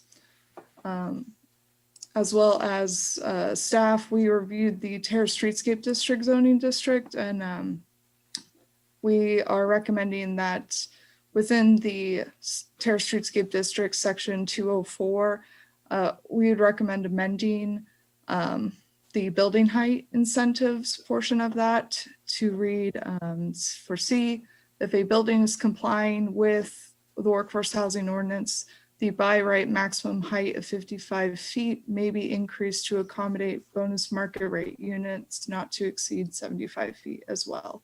So we'd be amending two parts of the zoning ordinance. Thank you. I think we should start this one with a motion, and then we can have discussion, any questions arise.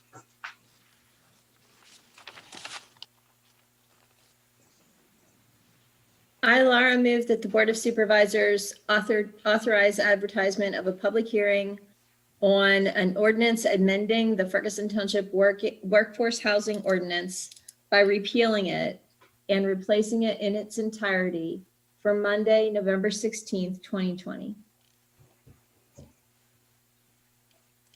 Sanjit, second. Okay, we have a motion, a second. Is there any discussion from the board on this or questions from this motion? Patty? I just had a question about in the definition section about workforce housing and when it talks about utilities for the units. I guess that's for rental units. I'm sorry. Yep.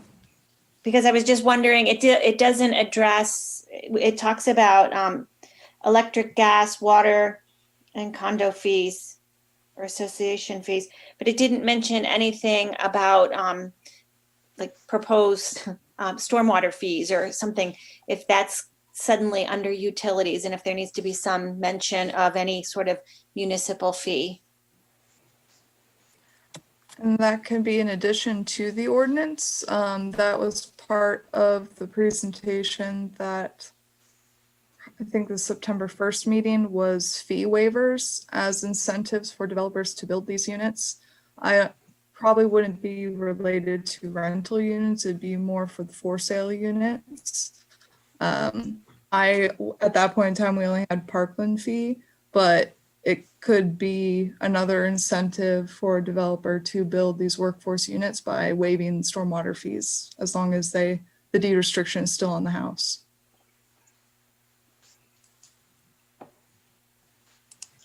Yeah, I think since we don't have a stormwater fee at this point, it would probably be something where we'd want to amend this ordinance after we had one, rather than try to build in the contingency at this point. Okay. Yeah. But I mean, we can always go back and amend this, if something changes, so. Yeah, I had a question for Jenna. The C building height, is that in the draft that you presented us? Or is that an amendment we would need to make? That is within that. Okay, first I didn't go back the and check. ordinance. Okay, so it is Yeah. in there. Okay, Yes. okay.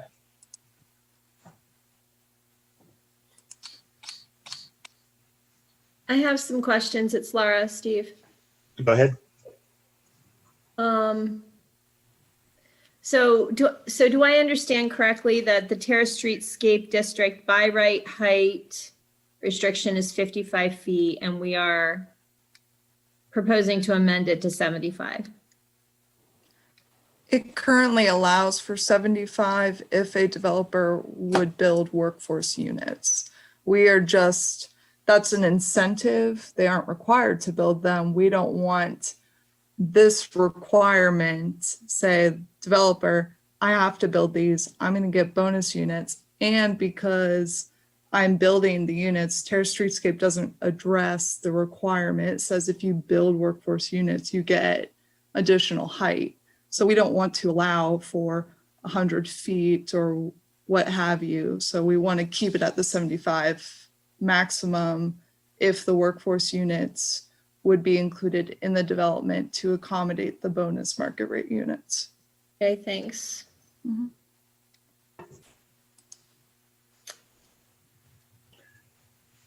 So I have another question that Okay. sort of does relate, I mean, it relates to all of it, but what made me think about it was allowing or requiring this in the TSD and that student housing building going in.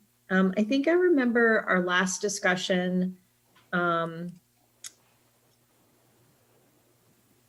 we were talking about, I forget what we were talking about, but I think Jenna, you might have said something like a student would not meet the income guidelines.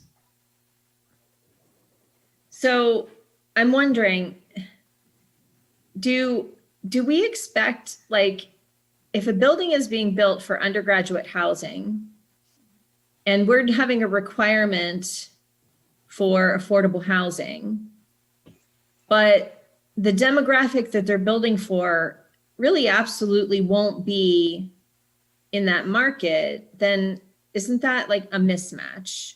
Is that what we're creating with these rental? So the current draft allows for 100% to be paid in fee in lieu if they are rental units. So if they're building a student rental complex, those are all rentals. The developer would be required to provide workforce rental units, and they may opt to put them in to get the bonus market rate units. And you are right. I don't know of anyone in the workforce who'd want to live in that building, but the developer would have the option to pay all of those units in fee in lieu, and they would not get any bonus units. I think we saw Okay, some. but okay, hang on, Dave. So, but let me finish that line of thinking. So I understand that they could pay 100% fee in lieu and they wouldn't get the bonus units. And that's one thing. That's something they can do. But then if they chose to build them and get the bonus units, they'd already know that they were not going to sell or not going to be rented at affordable cost. So then they revert to normal market. So then they've just got bonus units and now have all normal market units.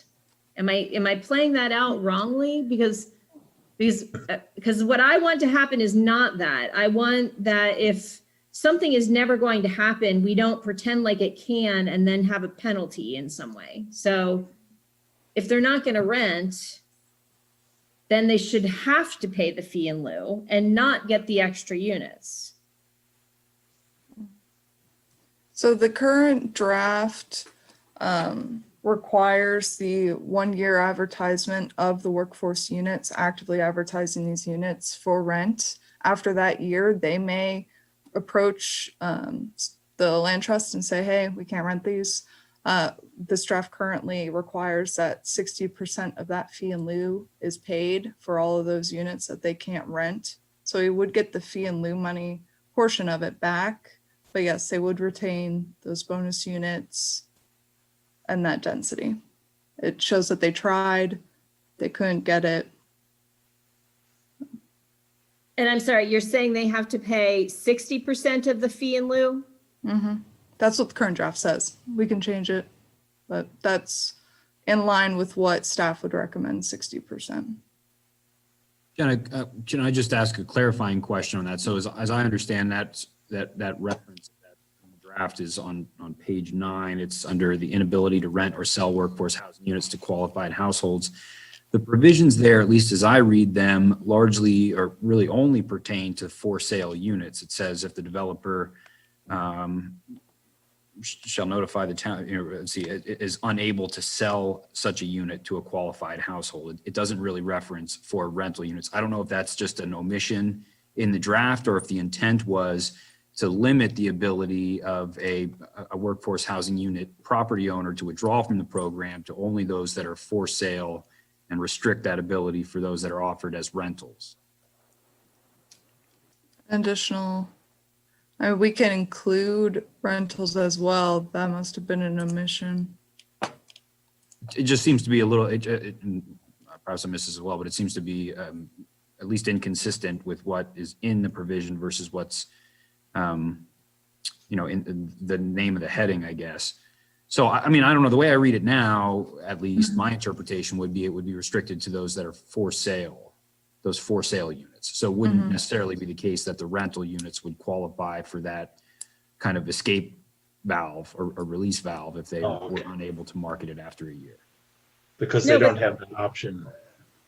So I thought they could have the release valve, they just wouldn't owe the fee in lieu. I guess this is a point I would like to have clarified. Mhm. You know, if they're producing rental housing, do they have the opt-out? If so, what does it look like? Mhm. They've got, you know, potentially got that full floor of incentive. Yeah, I think we need to get, fortunately, we have 2 meetings between now and the public hearing. So things like this, I think we raise the question now, we can get it clarified. We don't have to clarify it tonight, but we should raise the questions tonight. And that's a good question. It's worth noting, though, that you're not likely to run into that circumstance on a rental unit to begin with. I mean, if you think about it, you're just talking about a tenant who's paying sub-market value for a rental unit. They'll be able to find somebody to fill that unit. If their contention is that they can't find somebody qualified who's willing to move into that unit, then I guess that might be a different situation. But It's I kind of think that, that's Laura's Dave. concern. Yeah, is it's if you kind get a of student that, like, housing- Yeah, we're creating a Right. condition of, in reality, the reality of reality is that's never going to happen. So we might as well plan for what would happen in that case. Yeah, I think the concern is if you build a student housing building and you've got 7 floors of undergraduate students, how many people are you going to find to rent the units in the other 2 floors Mhm. that fit the qualifying Well, and affordable it's not housing? necessarily true either that, just by virtue of it being a student, that they wouldn't meet those income guidelines or those income qualifications. If their family income met that guideline, there's a chance that they could still qualify. Yeah, I guess I'm just wanting to make sure that, you know, it probably, I mean, just thinking about our town, it probably is less likely that condition is going to be met. So if so, let's just make sure that we're getting the equity out of it, I Yeah. guess. I personally wouldn't recommend not having a release valve for the rental units that can't be rented, because then we're essentially having empty units until we have qualified buyer or qualified renters for them. So Yeah, I I'm definitely not- recommend Yeah. a release valve and a percentage of the fee in lieu paid to the township to allow for that market rate, because they did build it. They did get an additional market rate unit for building it, and we need something in there. Yeah. Thanks, Jenna. That's what my thinking is as well. Thank you. Yeah. But Dave's comment brings up something I would like to see a clarification on also. If a undergraduate student's parents fall into that, does the undergraduate student then fall into the qualifications for? So typically, qualified students, individuals, they are on their own. We don't include parents in that calculation. Right. So the student could not be claimed by their parents. They would be on their own, and it's whatever their income is. So for the workforce housing, they would have to have an income between 80 and 120%. 50,000. Yeah. So they would have to be somebody that wants to live in an undergraduate housing building, be making that amount of money and be like emancipated or whatever. Yeah, I'm not really following that, because I mean, we don't designate, we don't make that distinction in our regulations necessarily in the same way that they may in State College Borough. I mean, we would be looking at income if they were a member of the household, or if they were still a dependent. I would just want to be clear that we could.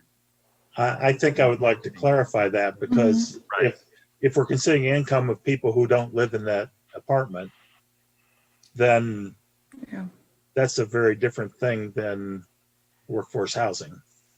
Correct. Yeah, typically Yeah. the students would be on their own, but we can check with Land Trust on their policies in relation to that. Of what income they consider. Yeah. Well, what Jenna's saying is making sense, because if you're considering a dependent and their family's income, then you're looking at the whole family's income and like as if they were all living there or something like that. Yeah. Okay. So are there any other questions that anyone thinks need to be addressed before or between now and the public hearing? I guess that's really what we're looking for at this point. Lisa? Thanks. I want to go back to the TSD for a minute. So, okay, so we established that the maximum height is 55 feet and that, okay, so why does it need to be 75 feet and not 65 as a maximum? Currently, the ordinance allows up to 75 feet. If the developer were to build workforce housing units, it says an additional 20 feet in the ordinance. We just wanted to ensure they couldn't go beyond what's currently there. Because they could build 55 and add a story of workforce and then add a story of a bonus story. Well, the workforce would be within the original Within application. the 55, right? Okay. Accommodating the bonus units. Okay, so the bonus units are within the 55. So then they get, if they do that, then they get an extra story if they want it. Mhm. So what's bringing them to that second story? If they build more bonus units than that bonus story, or what would possibly bring them up to 75? That's what I'm trying to get at, because I already think that 75 is exceedingly high in the TSD. So I would prefer it capped fully at 55, if not 65. So I think, it creates, I know that area well, and I think that is way too high. So I'm wondering how it gets to 75. What are the conditions that they'd meet to get to that? This draft would recommend that it's not to exceed 75, and it is strictly only to accommodate the bonus market rate units. They may not get to the 75. We would have to calculate the amount of units that could be built, how many workforce units would be required, and then the additional bonus units on top of that. It may be that even with bonus market rate units is 65 feet, we just remain consistent with what the current terrace streetscape allows for 75. And that is an issue since we're doing this before we go back in and reevaluate the TSD. So, but I would be suggesting that change as we go into the TSD. So I'm suggesting it now. And I'm really trying to picture what would bring that building up above that bonus story. So Lisa, I think it's high ceilings. I think you're thinking that 10 foot is a standard, and maybe it is relatively standard, but I thought that just basically meant that they could have a really high top story, like a penthouse. right. But But also, I'm wrong. if you have 10 units on a floor, Mm-hmm. 60 units or 50 units on 5 floors, let's say, Okay. and you add 10% to that, you'd be adding 5. So I don't know if you'd ever have a case where I think you probably could end up with a case where you'd end up with 2 stories with the bonus units, but I'm not sure. So Don't we have language somewhere that says specifically like 1 floor of? well, that brings me to another question, is that are there limits on these incentives so that if you can, sorry, I'm having trouble having 10 different things in front of me. Let me flip back to the incentives here. So you can have one, you can exceed the underlying zoning district height by 1 story. Oh, okay. Okay, so you get that. So is that so that's a maximum, right? You can only do that 1 time per building. Mhm. Okay, But you may have other incentives that would give you another floor too. that's my question. So if you Yeah. have And one so that's why, equivalent bonus unit added to the sending development, okay, for each workforce housing unit provided, what is the limit on that?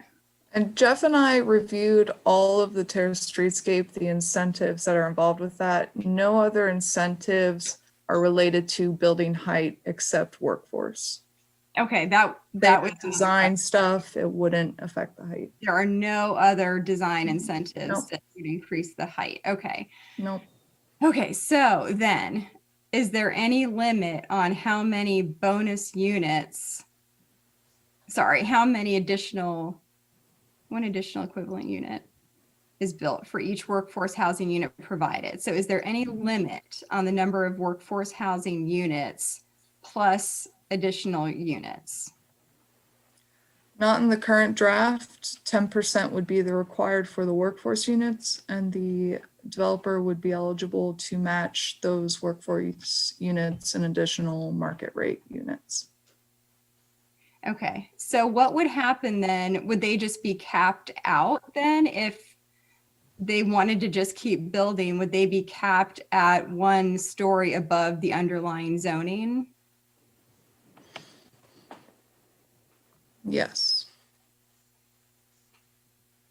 Except for, isn't the zoning written in feet and not stories? We matched what was currently in Terrace Streetscape. I believe it had an additional 20 feet in there. So we switched that up to allow not to exceed 75 feet in this update that we would be doing. So in the scenario that I think Ms. Strickland is getting at is the developer comes in, I want to build more workforce units so I can get more market rate units, et cetera. They would still be capped at 75 feet. So then essentially they could build, if the story was, I don't know, I'm having trouble with how these are worded and that there's no limits and the difference between story and foot allowance. So I'm not sure where to go with that. I just don't think it's tight enough in the language. And I really think there should be some limit in the bonus units that are allowed. I kind of agree. I agree in that I don't understand how, if the underlying zoning restricts stories or floors, then we use feet. Shouldn't we be talking about isn't it always a height restriction, not a by floor restriction? It is a little bit, kind of conflicting in the verbiage in the Terrace Streetscape District. There are provisions that relate to stories, but what we're talking about here with respect to maximum height is restricted based on feet.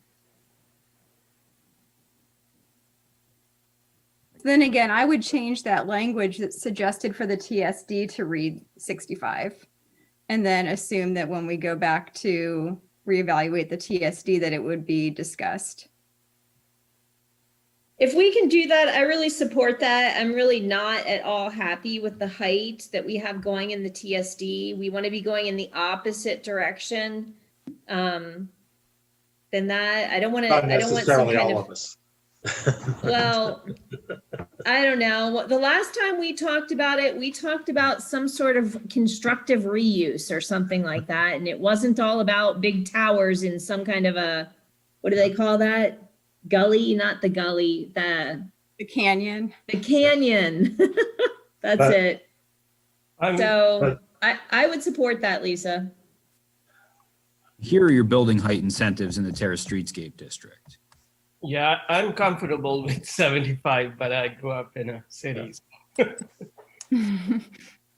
Well, Prasenjit, it's more like of the shape of the zoning, shape and size of the zoning district.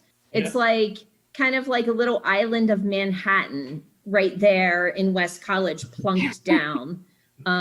So Right. it's kind of, it's more of an overall thing than a dislike of height, because I'm all about height where it's appropriate. It's just Exactly. questionable there. Yeah.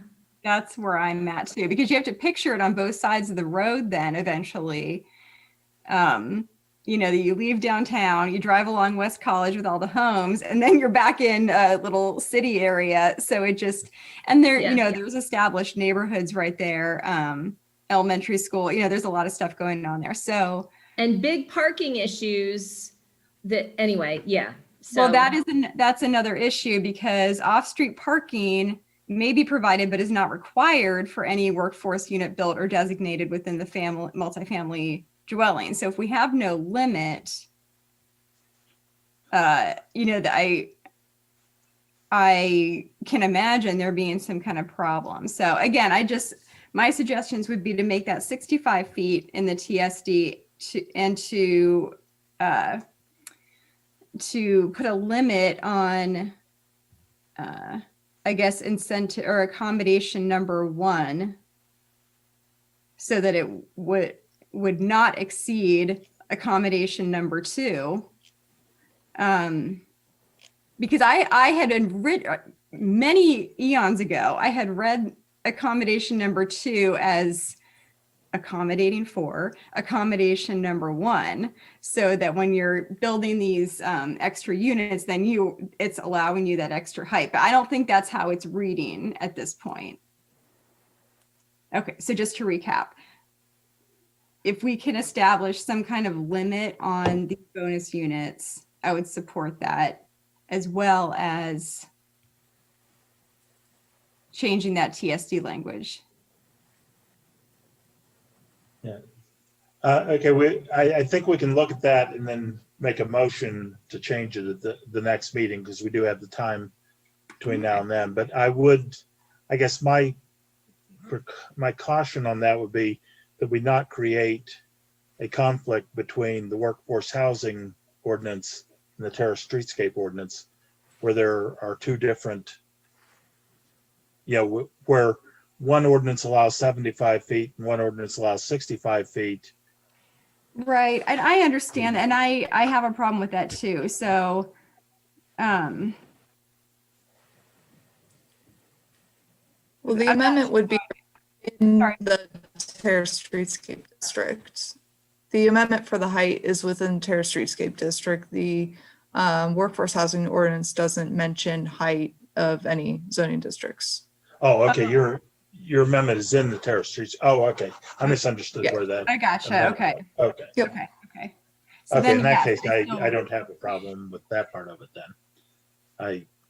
Okay. Yeah. So there's no So conflict. Okay. Okay. I misunderstood that part. Okay. So did I. Okay. So then I would suggest that be capped at 65, and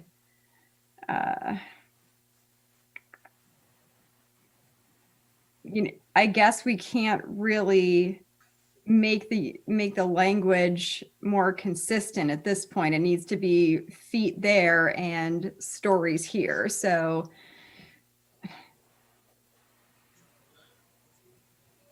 that would be my suggestion with that. Should I keep going? Are we done with that discussion? Okay. Yeah, go ahead. And then I don't know if we need to discuss this, but I do feel there needs to be some kind of limit on the bonus units. In relation to the Terrace Streetscape District or Ordinance overall in the accommodations. It just says maybe I'm reading this incorrectly. One additional equivalent unit can be added for each workforce housing unit. Yep, 1 for 1. Talking about the workforce housing ordinance under provision 6B, accommodation, 6B1. So is that then capped at the one additional story. Yeah, so even if the developer was building 30 workforce units and they got 30 additional market rate units, they are still capped by the terrace streetscape height of 65 feet or 75 feet, whatever is decided. Or the TTD. Mhm. They'd, Yep. okay, they'd be capped by the underlying zoning one story above that. Mhm. Okay. And that's, okay. And Yeah. that is how everybody reads that? That's not going to be misinterpreted in some way? We can have Joe review it. I mean, We I wanna just figure out if it's misinterpreted. I'm not missing a loophole. That's where that's how I'm trying to read this right now. It's hard to Right. think like that, right? Yeah. Okay, and one Well, thing is, one alternative is we could amend that so that the bonus units are provided for sale units only. So you wouldn't necessarily have to relate it to the additional story for multifamily rentals. That would actually respond to what Laura was bringing up. That might solve that issue of having extra market rate units. I think that was the intent of that that bonus unit provision, or that accommodation section, was largely focused on owner occupied for sale units. Because this was Basically- written before yes, this was written before we added the rental units in. It's So kind of a I think, mishmash, right? yeah, I think it just didn't quite catch up with the language. So Well, typically, and it would be my recommendation, whatever is required of the workforce units, the dispersion within the development, that would be matching the bonus units.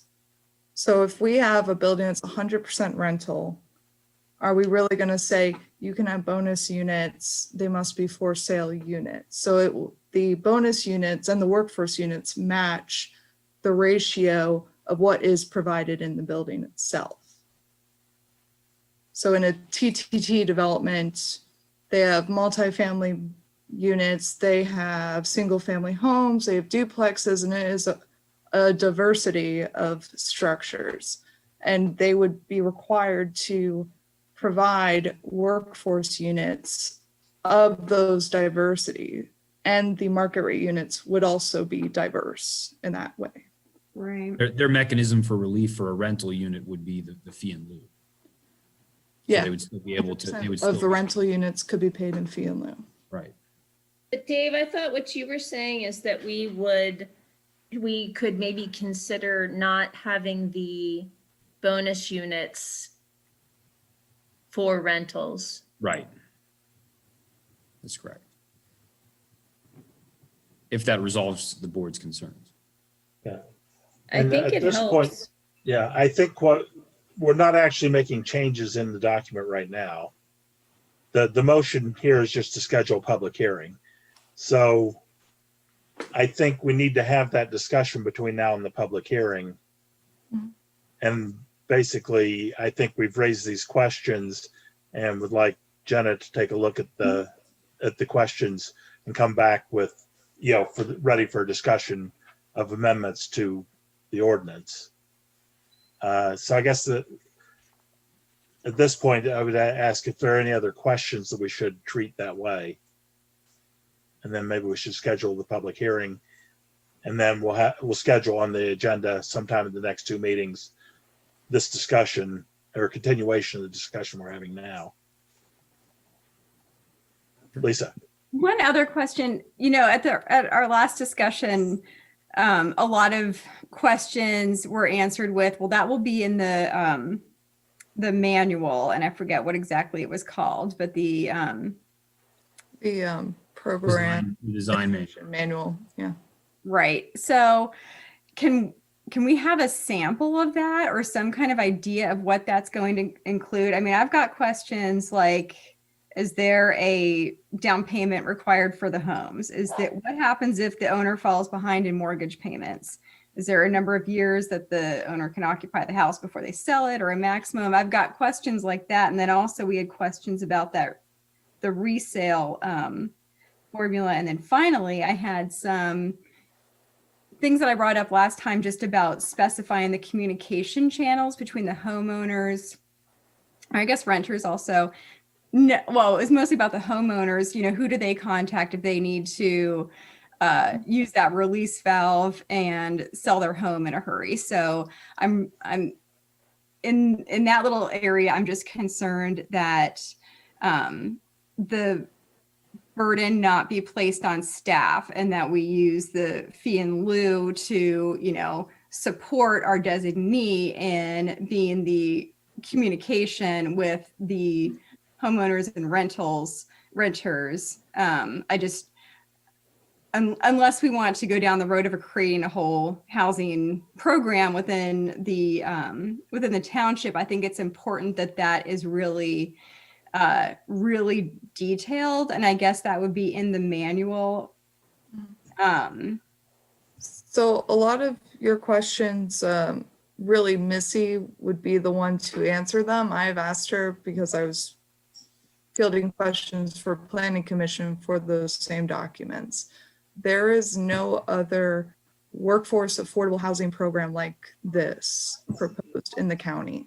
They don't have these documents prepare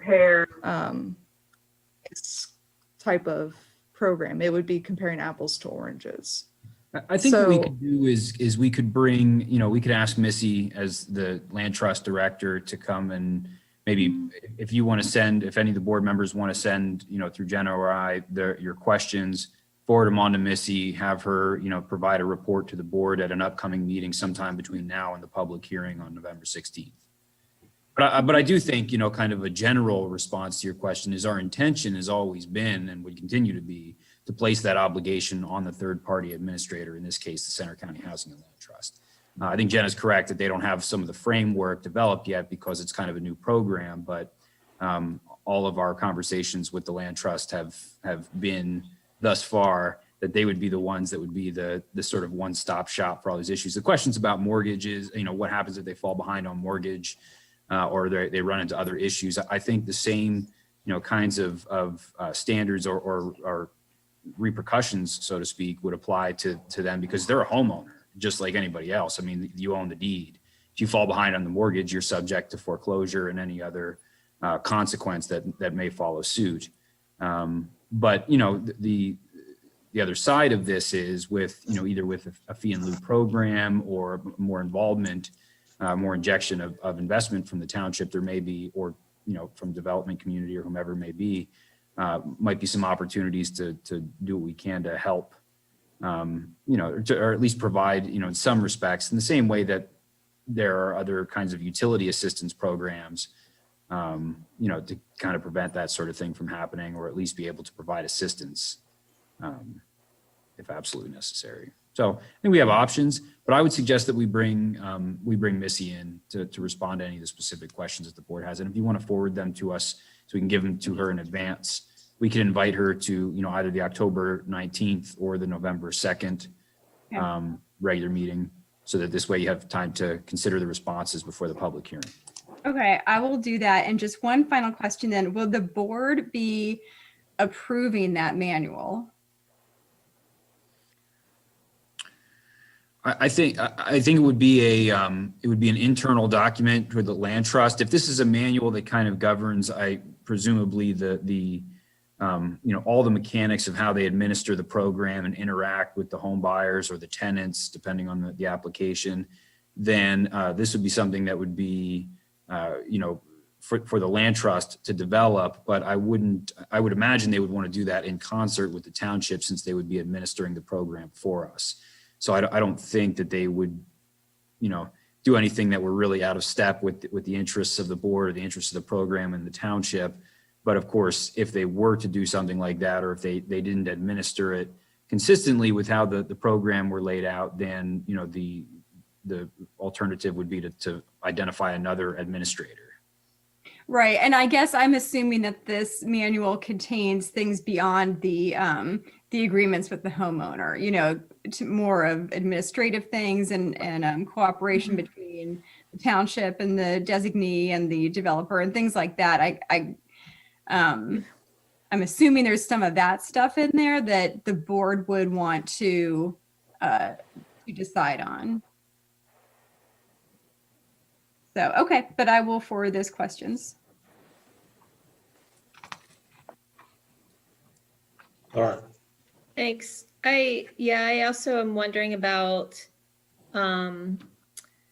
is the fee in lieu is just coming into our budget, correct? Well, it would be, what I would propose is that it would be segregated as a separate fund.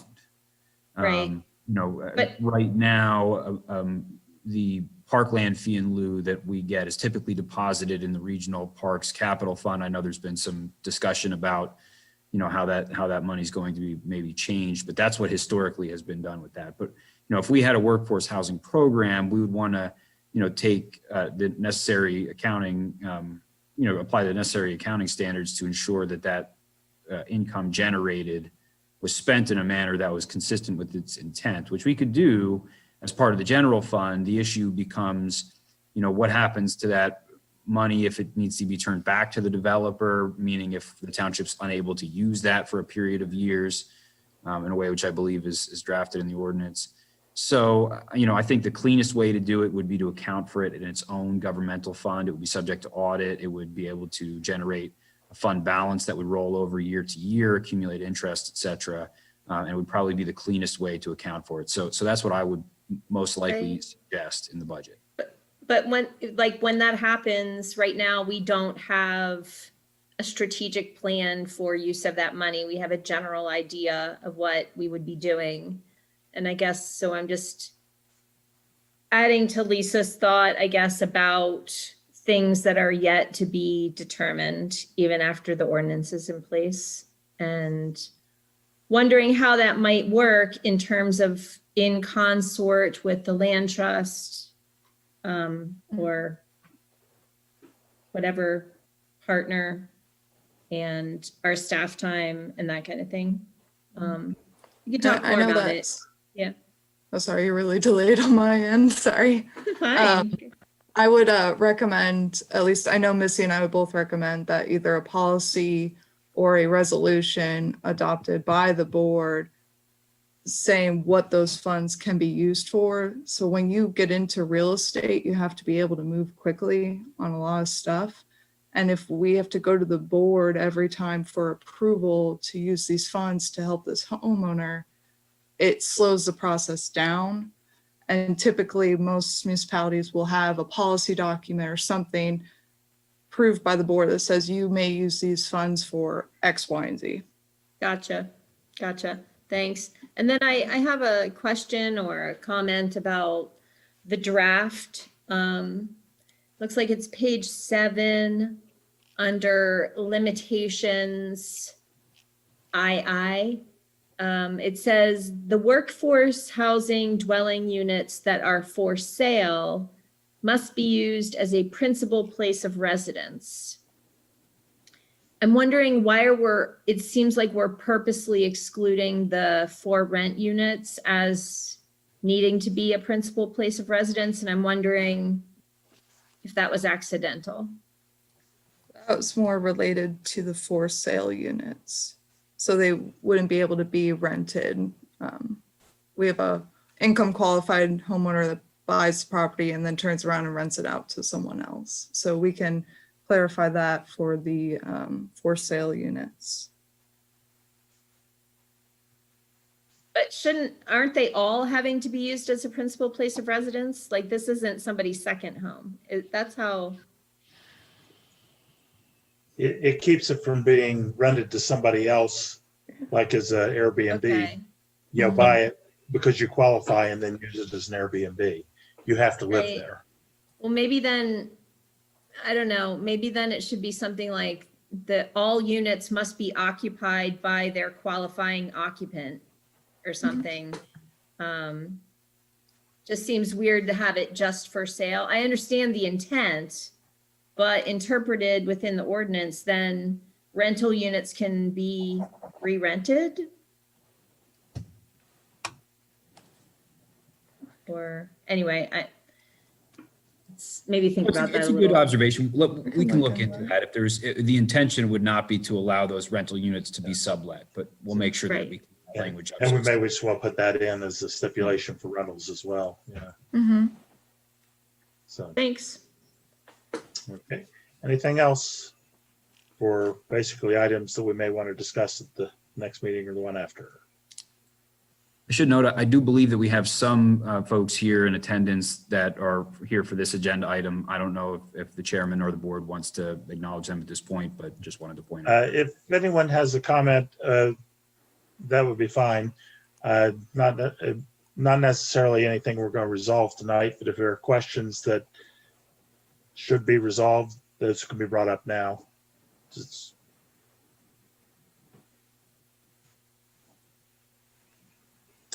Not seeing any indication. In that case, I think I'm going to call for a vote on the motion to schedule a public hearing. All those in favor? Aye. Aye. Aye. Opposed? Motion carries. And I think we'll take about a 5-minute break here and then come to our 10-minute discussion of Whitehall Road Regional Park. So You.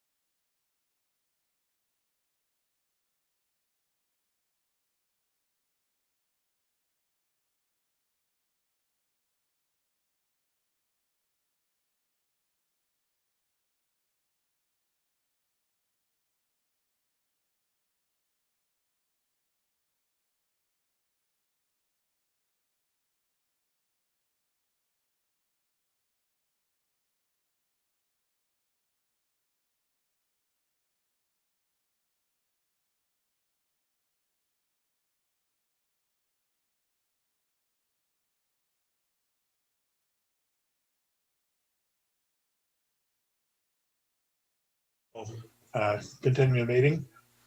Next item on the agenda is Whitehall Road Regional Park funding discussion. And actually, this is sort of a two sections to this discussion. The first is that we have specific questions that were presented to us from COG General Forum to be get responses. And the second is Laura had previously requested that we place an item of discussion of Whitehall Road Regional Park onto the agenda. So I'm sort of going to combine those. So the memo from General Forum basically presents a series of, I think, 4 questions, which are actually 5. There's a question and then 4 that are listed as options. What I'd like to do is sort of try to address those 5 issues. I'm sure that there will be other things to be brought into some of those, but try to address those. Then the final page of that memo says if we have consensus regarding any other options or proposed solutions, staff will be happy to investigate those and report back. I think that may be where our general discussion may have raised some questions that we'd like to submit there. And then it will be open to any other discussion. But I would like to try to address the 4 questions or 5 questions we have here while we have Joe and Eric to help us go through them.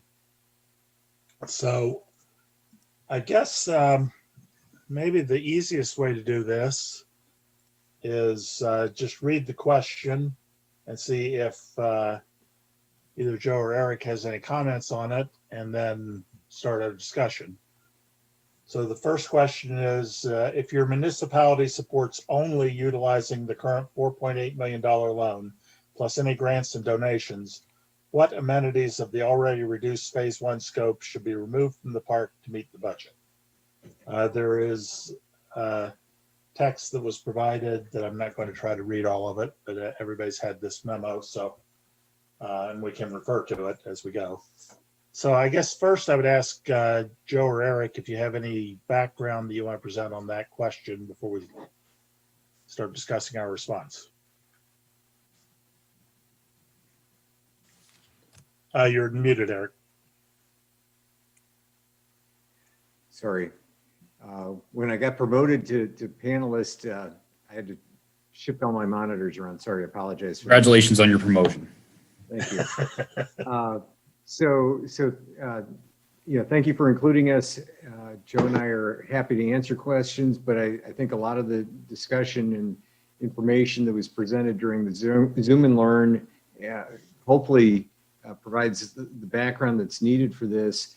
But we are looking for feedback and trying to get the feedback consistently from all of the municipalities. But if there are additional questions, additional items that you'd like us to research, I would be happy to do that and then supply that information again consistently to all of the communities so that all of the councils and boards are reviewing the same information. But at that point, I don't have anything else to add. We did supply a memo after the initial list was provided that identified some of the procedural questions that you had asked Chair Miller, but we'd be happy to try and fill in any gaps. Okay. Steve, it's Laura. I've actually, I'm looking at the comment guide, and so the way I see it, there's question 1 with the options underneath that. Right. And I don't know. Well, first of all, I have an answer. It's a kind of a cut to the chase answer, which actually would make the conversation pretty short. But I think that we should, I don't know that I'd get a majority for it. So I think we should go through all of this exercise. But I think in order for me, I guess, to seriously consider anything other than doing just what we're doing, I would want to understand why would I want to do something else. So here I'm looking at question 1, and it's, do you support only utilizing the $4.8 million what's left of the loan budget. I'm not reading it as, I really support that and I want to go forward with the park. I'm reading it as, if my options are only that or spend more money, then my options are only that. My difficulty here as an elected official that is not a finance expert is that I do not understand the way they're written, option 1 and option 2 in relation to question 1. So could either Joe or Eric talk about that in layperson's terms? I'll let Joe chime in. Thanks. Yep. Thanks. By any chance, just because of my leaving work tonight, and I apologize not being prepared, can we have the options put up on the screen anywhere? Does anybody have them right in front so that I can look at them, or at least read to me? With your promotion, can you share them or do you want me to share them? Can you share them? I don't have Yeah. I'm on my home computer. Oh, okay. I got you. Yep. I got them right here. So maybe I can. Yeah, if you scroll down to, that's question 1. We'll need option 1 and option 2. I want to make sure I'm answering the right question. Oh, I see what you're saying. Okay. There's your options.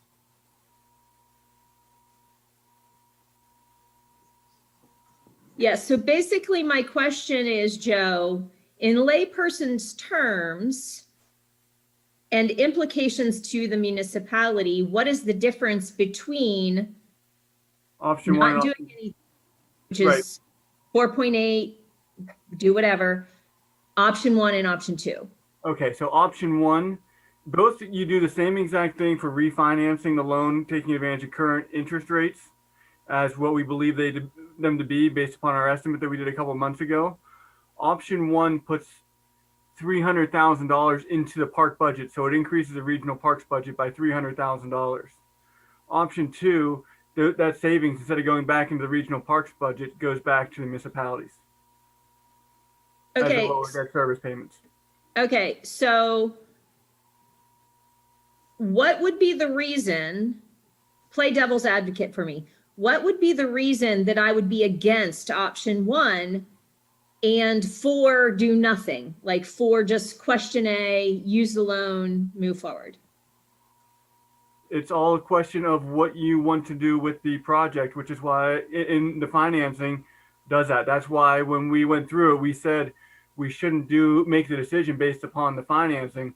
We should make a decision as to whether or not we want to see, another $300,000 put into the park because of the budget gap, or whether we want to do a full refinancing, or whether we just want to say you're going to live within those means and any savings goes back to municipalities because of the current financial situation within them.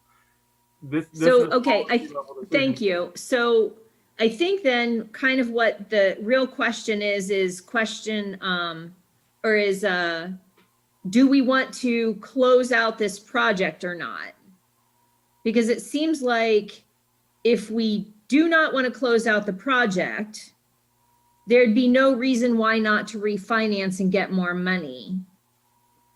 Unless that refinancing somehow put a burden on the municipalities that I'm not seeing. So if could I please. Sort of respond to that as a part of the finance committee? Yes. Because we've had these discussions. Essentially, I think you've hit it right there. The first question is, do we move forward? And if the answer is yes, we had talked about the amount of savings we can make by refinancing. But the refinancing, the biggest return comes if we combine the 2 loans that we have and refinance it as a unit. But if the decision is not to go forward with the park, then that's not really tenable. If the decision is to go forward with the park, then we have different options of how to refinance. But the finance committee did not want to move forward with refinancing because that incurs costs. Yeah. You know, we didn't want to incur those costs until we answer the question, do we really want to refinance? Thank you, because yes, thank you. It's a complicated thing. Yeah. But, okay, so I guess at some point pretty soon then I'm going to read something that I've prepared to read in terms of this agenda item. But that one last point then. So what I'm understanding from the way this information is presented is sort of basically one could see option one as a last ditch effort to get any remaining pennies or dollars that we can to put into that park budget. And then that's what we've got to go. And then we go. If that's the case. So we're not gonna go through this again and find more money somewhere or be asked for more things or so this is it. Like it's a last decision before construction. I'm not sure I'd go quite to that. It's the refinancing part of it is sort of separate from coming up with more money. But Okay. what happens is between the two options, the first option, essentially we keep our payments the same as we're making right now, but we can borrow more money for those payments. Oh, so Or we are I'm not actually, sure. Okay. Yeah, I'm not sure. One option is that we borrow more money and keep our payments the same. The other is we borrow the same money, but it reduces our payments. Oh. So the question Yeah. is, we'll save Okay. 300,000. If we save $300,000, do we add it to the park, or do we refund it to the municipalities through lower payments? get That's it. what, That's how I read it. that's So Me either, because it doesn't say you're borrowing more money anywhere on this paper. It just thought says that- you're gonna that win. was option 3. Huh? I may have moved into another option, but The way I had not to hijack the conversation, but I felt like it was very confusing how the question and then the options were laid out. I had to kind of rework the whole thing in my head to say, the question is, are we moving forward or option 4? Yeah. Canceling everything. okay. And Yeah. then if we're moving forward, do we refinance the loan? But- Question but 3, do we take that money or put it back in the parks? And then a totally separate question, do we take out another loan? And then a separate question, do we just want to give them more money? Which is option 3. Right, and that's option 3. And that's part of option 3, which I think and maybe it's just wording, but I really had to kind of rearrange how it was laid out. So, Well, part of the reason for that, I think, is option 4, which is the question, or the question whether we go ahead or not. We can't really decide. We can make a recommendation, but closing out the loan would be a unanimous decision of the 5 municipalities. So So is the refinancing though, Right. Steve. So all we're doing for all of these is providing our own municipal. Okay. So very briefly, yes, I think we should close out the loan. Option 3, I do not want Ferguson Township to give additional sources of funding. Between 1 and 2, I've already said 4, I don't want to move ahead.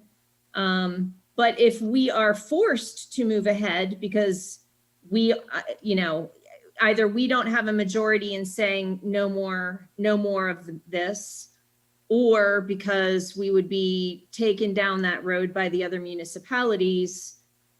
Obviously, I would want to do what's in our best financial interest, but I don't want to select that because I'm concerned that the process from here on out is, oh, they selected that as a default, so that means we now have unanimously defaulted to that position. So I'm a little bit concerned about how it's being presented in terms of how we reply. So if other folks want to talk, I don't want to dominate. I think I understand now the exercise. I don't want to dominate the floor, but I do have a statement to make when we're ready to move into discussion. Thanks. Okay. And I think the way to look at it is, assuming we had a majority on option 4 say, no, we don't want to move forward, we still want answers to the other questions, because that's a question that we can't decide whether or not to move forward. So if we do move forward, the other questions become pertinent, and we don't know, our recommendation would be the overall decision, all Yes. municipalities. I understand. Yeah. So I guess, we could, if you want, discuss option 4 first, and then go back and in our comments, and Dave will get to wordsmith this, basically say, if we go forward, this is what we think on our comments, Sure.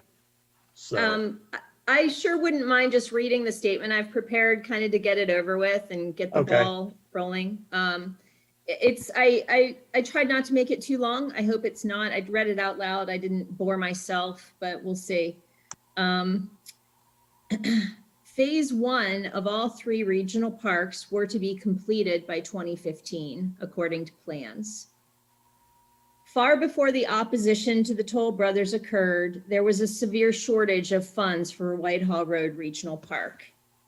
The current plan, even in 2014, was over budget. And I quote Ron Woodhead from a memo, June 13th, 2014.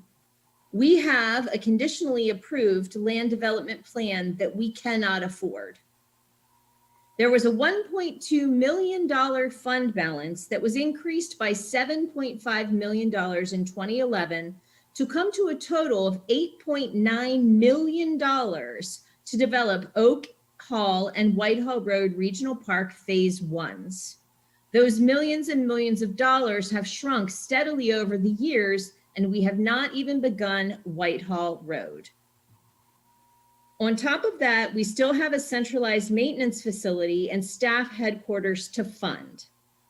As I think about the best use of that land and the best use of our taxpayer dollars, I refer directly to what both the regional surveys and the Ferguson Township survey had to say about the development of the regional parks and recreation opportunities.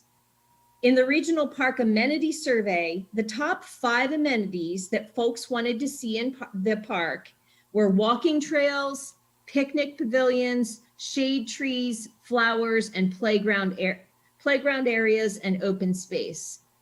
2 times now in a regional level survey, it's been indicated that the people want local amenities, shade trees, places to walk, pavilions, bathrooms. Conserving the natural environment was very, very highly valued as a CRPR planning priority as identified by residents recently.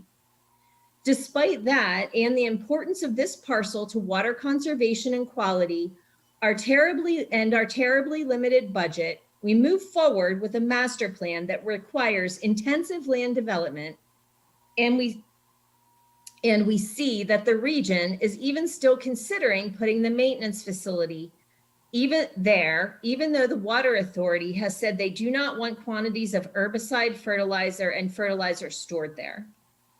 Ferguson Township residents, when queried about what they'd like to see at the regional parkland at Whitehall, they indicated they wanted to see fitness trails, restrooms, parking areas, public gardens, and picnic areas, not ball fields, lights, and fences.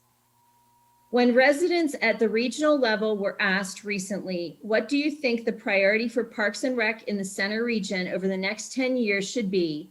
2 of the 3 top were conserve open space and natural resources and develop trails and greenways.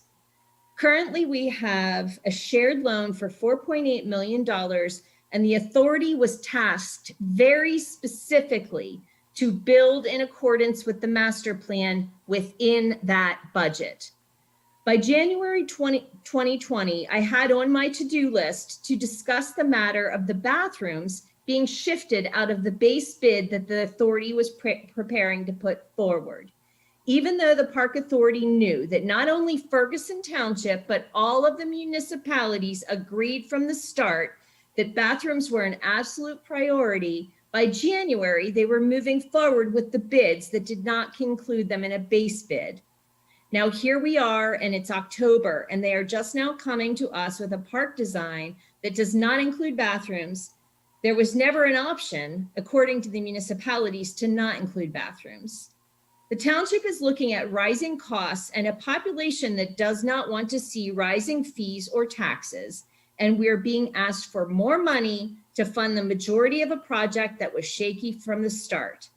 Ferguson Township pays the most of the park loan at 28%. Along with that loan comes operational costs recurring every year and many, many years of continued borrowing to get the park to reasonably match the plan.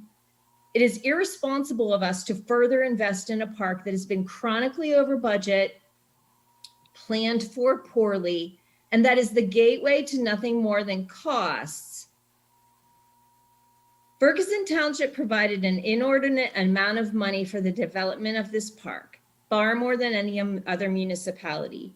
In addition, if COG were dissolved or restructured in the future so as to not be able to maintain the park, it would revert to full ownership by Ferguson Township. So even though that this is developed as a regional park, we will have a responsibility for that park should the structure of COG ever change. Almost done. In addition, currently we have the responsibility to maximize the benefit and minimize the impact on our residents and ecosystem services. As I've mentioned already, our residents clearly indicated much more interest in passive amenities. This area is home to many species of migrating and overwintering birds, even known as Whitehall Farms Birder Hotspot. The special ecological features of this location are not confined to birds. Despite the fact that when the region applied for a grant to DCNR to develop this park, they indicated there were no prime ag soils at this site, that is incorrect. In fact, the entire site is prime agricultural soil.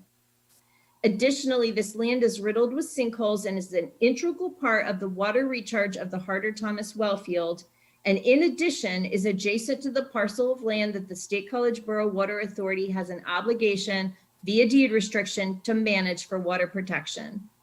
Meeting field needs, should they actually exist, does not have to entail meeting costly tournament needs here at this location. Thank you. Okay, thank you, Laura. Okay, I guess at this point, though, why don't we try to come up with some answers to send for COG consideration. Sounds like maybe we should start with 4. I think that, would be the starting point. I think the organization of this, along with our specific take on it, that might be the best place to start. Basically, as far as the municipal comments are requested are either, well, not necessarily consensus, but majority of the board. They're requesting comments from the township. So if someone has a comment that they want to add to this as municipal comment, I'm just going to do a straw poll of where everybody stands on it. It's not something we have to vote on. There's no motion or anything. The final motion will be to authorize Dave to forward all these comments. But each comment, I will be asking just a yes or no to find out whether we, as a township, we agree. So I'm going to start with option 4, which is the request of your municipality that the authority close out the loan, repay outstanding balance, and then abandon the project? If so, why? And before we do that, I would like to ask Joe to go over the financial implications of that, because there are some, it's not like by closing this out, we get $4.8 million to return to the municipalities. So if Joe could explain what that means to do that. And this is part of the questions and why it was always behind. If you selected that to go away from the project, what is going to happen? And that would be, we would say, let's close out the loan and move forward and you would be avoiding future debt service payments. But there are costs associated within there as to the grants received from DCNR and different things. That's more on the project side. And that's one of the reasons why I'm going to shift gears a little bit here. We asked for questions back to us to answer and not necessarily answering all those tonight, because on the project side, I have not been very strong, and Eric is a new executive director. I've been more on the financing and the refinancing side of the project. So within there, some of those costs associated with not moving forward with a park, we may have to repay some of the DCNR grants back and different things along that lines, if I remember correctly. And I think those are all outlined within Pam's options as to, 1, 2, 3, 4. And again, that may be the right move. That may not be the right move, but the loan shouldn't dictate what you want to do with the project. You should dictate what you want to do with the project, and then we make decisions as to what's the most cost-effective way for the loan. And if I can speak to one of Laura's comments, that's why we hit a pause button right now. We could have gone through with the refinancing and never seen a dollar of that coming back to us if you guys said shut down the project. Or we could have gone 4 different ways, and any one of those ways could have been wrong if you made a different decision regarding the project. So we hit a pause button in effect to work more closely and more cooperatively with our neighbors. So something I'd like to, I guess, a municipal comment at this here that is, I think, constructive and proactive. So I would say, yes, we want to close this out. I am sensitive to having to repay part of the grant. And I would say that given the position of the State College Borough Water Authority throughout this project, I think that if they saw that there was an opportunity for this parcel to be put into passive recreation and not,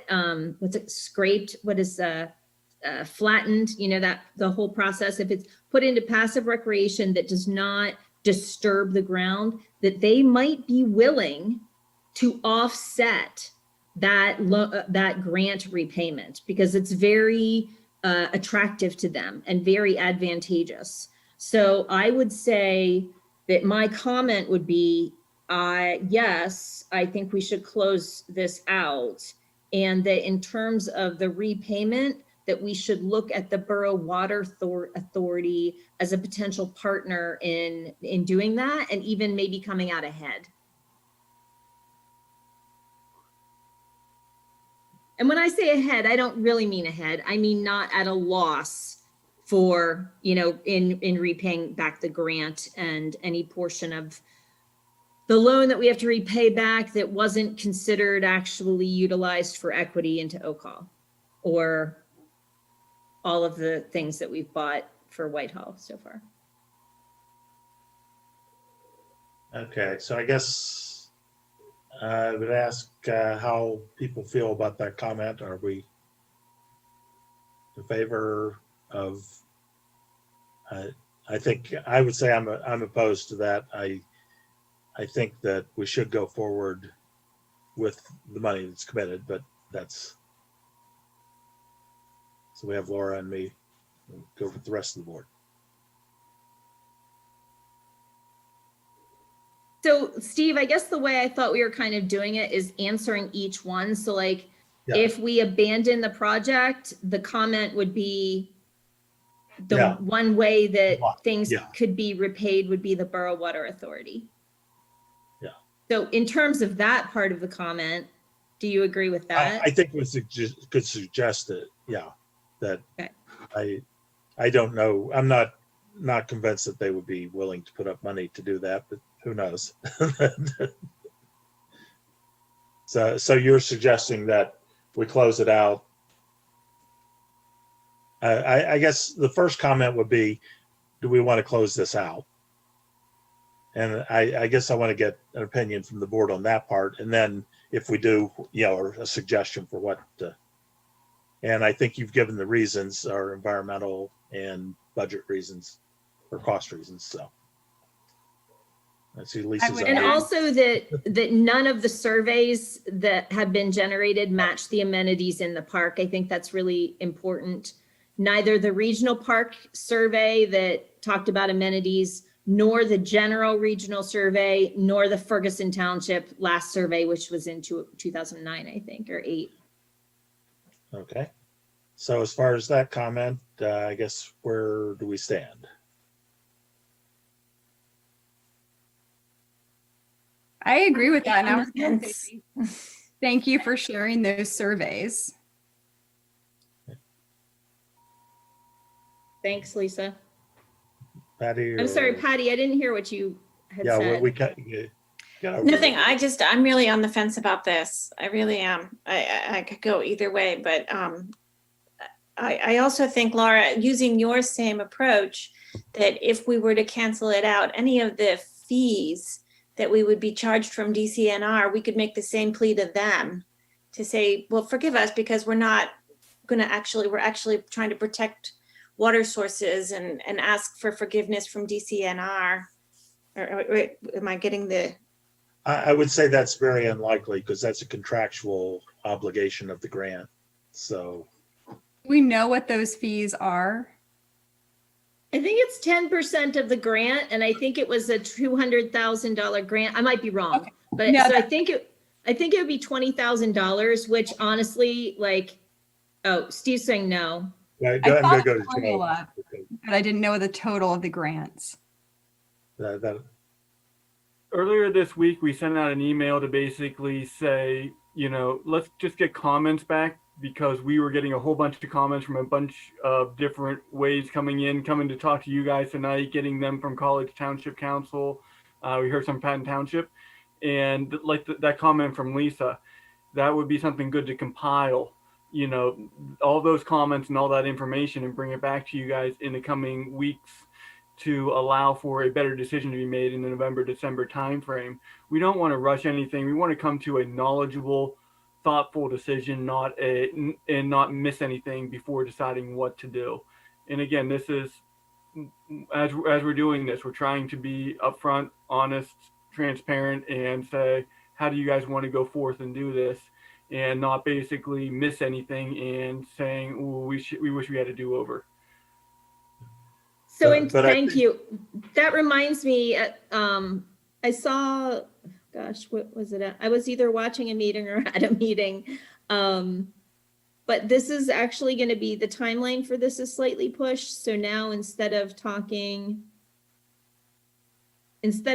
these comments all compiled for the next general forum meeting, you're compiling answers to questions and sending them out?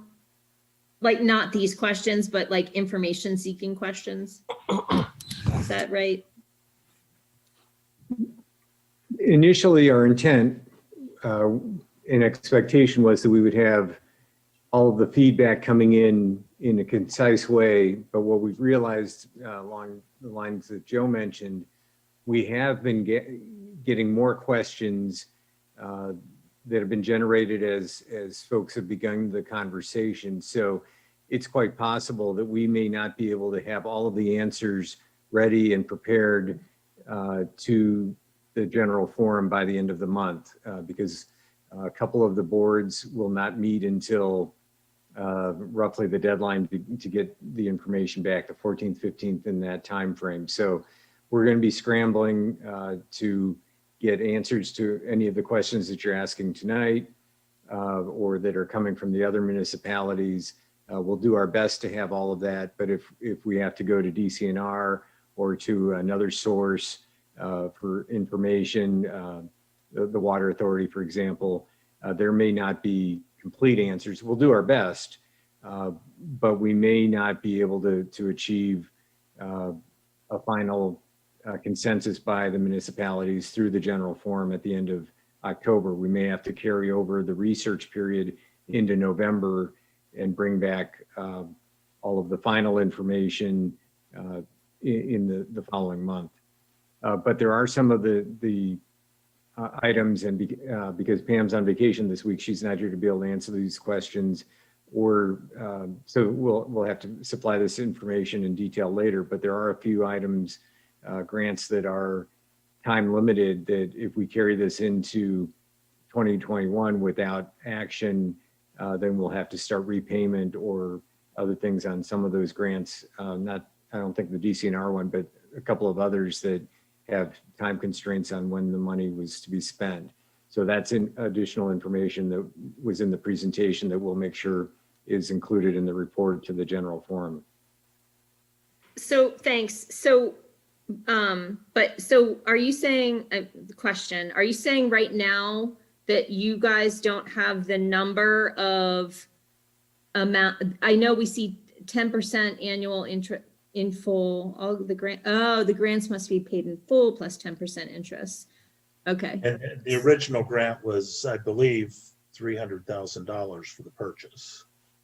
I actually have the numbers right over there. But yeah, let's just say we could agree that it would be in the ballpark of $300,000 10% with 10% interest per year for 10 years. per year. Yeah. Compounded 4 times a year. And that was, I think it was, trying to remember the two and they were that property was purchased 2 separate times.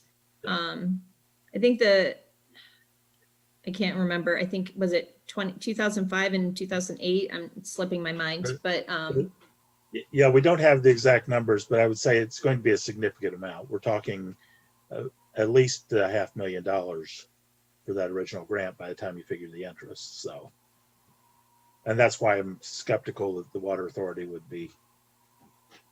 But I mean, we could certainly ask. Yeah. we also gave, what did Ferguson Township give to Clearwater for that farm? Did we give 500,000? I think 650,000 I think for the Meyer farm. Yeah. Yeah. I think that was 150,000. I think. But that's I don't remember the whole thing here. So yeah, I was just wondering. I know the Water Authority paid a lot of money for that. Oh yeah, project. the Water Authority did put a lot. Yeah, I was just trying to remember who paid what. But no, you asked Ferguson, but yes, the Water Authority put a lot of money into that. Yeah, they put a lot of money into that, and I know it's closer, but yeah. I don't know if they would consider. I think it's really seriously worth an ask to them if they would be a partner on that, because I think that if they were to cover a fair amount of that, I think it would perhaps change municipalities' opinion about it. So I think it's important. Okay. So I guess the first part of the question is, should we close out the loan and repay the outstanding balance? I'm just going to ask for a yes or no on that part of the question. As far as I don't have a yes or no, Steve, because we don't know what the penalties would be. I'll say I'm not opposed to the idea of the park. I think especially if it were to be scaled back and largely passive use with some fields, I think that would be a great use of that area. But I look at it in the context of what else we've already obligated ourselves to with the other phase ones. And then more importantly, with regard to our own budget concerns that we talked about for hours on Monday. So if we are in the situation where we're needing to impose a stormwater fee, I don't see how I could approve, how I could justify spending money on this at this point. I just can't. So it's, that's kind of where I'm at. So, I mean, if the options are, we could have some kind of scaled back passive use area, the penalties are, what they are. I can't say yes or no, but, I would lean toward to cancel it right now, because I cannot justify in my head spending money on this dream of a grand park. I remember when Ron or Mr. Wood had said, this is going to be grand. And I say, sure is, and to justify spending this kind of money and then some on this, when I've got 200 emails in my inbox concerned about this fee, I'm just kind of at a loss. We'd even consider it. So that's where I'm at. And it comes with operational costs as well. Well, yeah. Entirely. And again, thanks for pointing out those old surveys. Not old, they are more recent than the one that called for additional playing fields. So the ones that wanted passive and open space are pretty recent. So that's just where I'm at.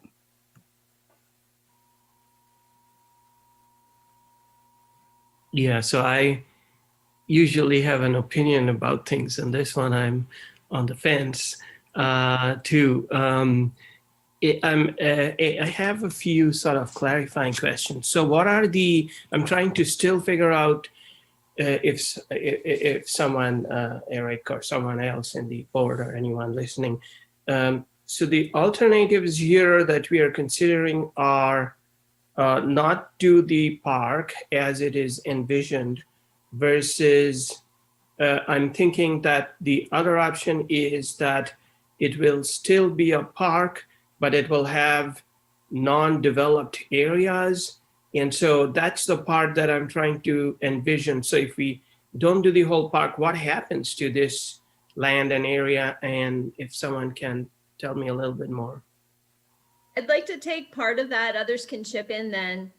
Prasenjit, that's kind of part of the whole reason why I'm so not on the fence about this. If we had the budget to build what was proposed to be built for phase 1, I would be saying something different. I still wouldn't be happy about the park, but I would be acknowledging that that is a real park that has real amenities, that is going to get real use. Because the budget has been chipped away, it originally wasn't big enough. We couldn't agree on a budget. We chipped it down to what happened was basically they just agreed on an amount that they could stomach the loan for, not really what it would actually cost to build the park. Okay.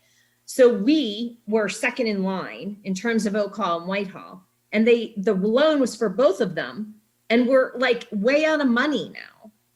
The problem is we don't have any more money.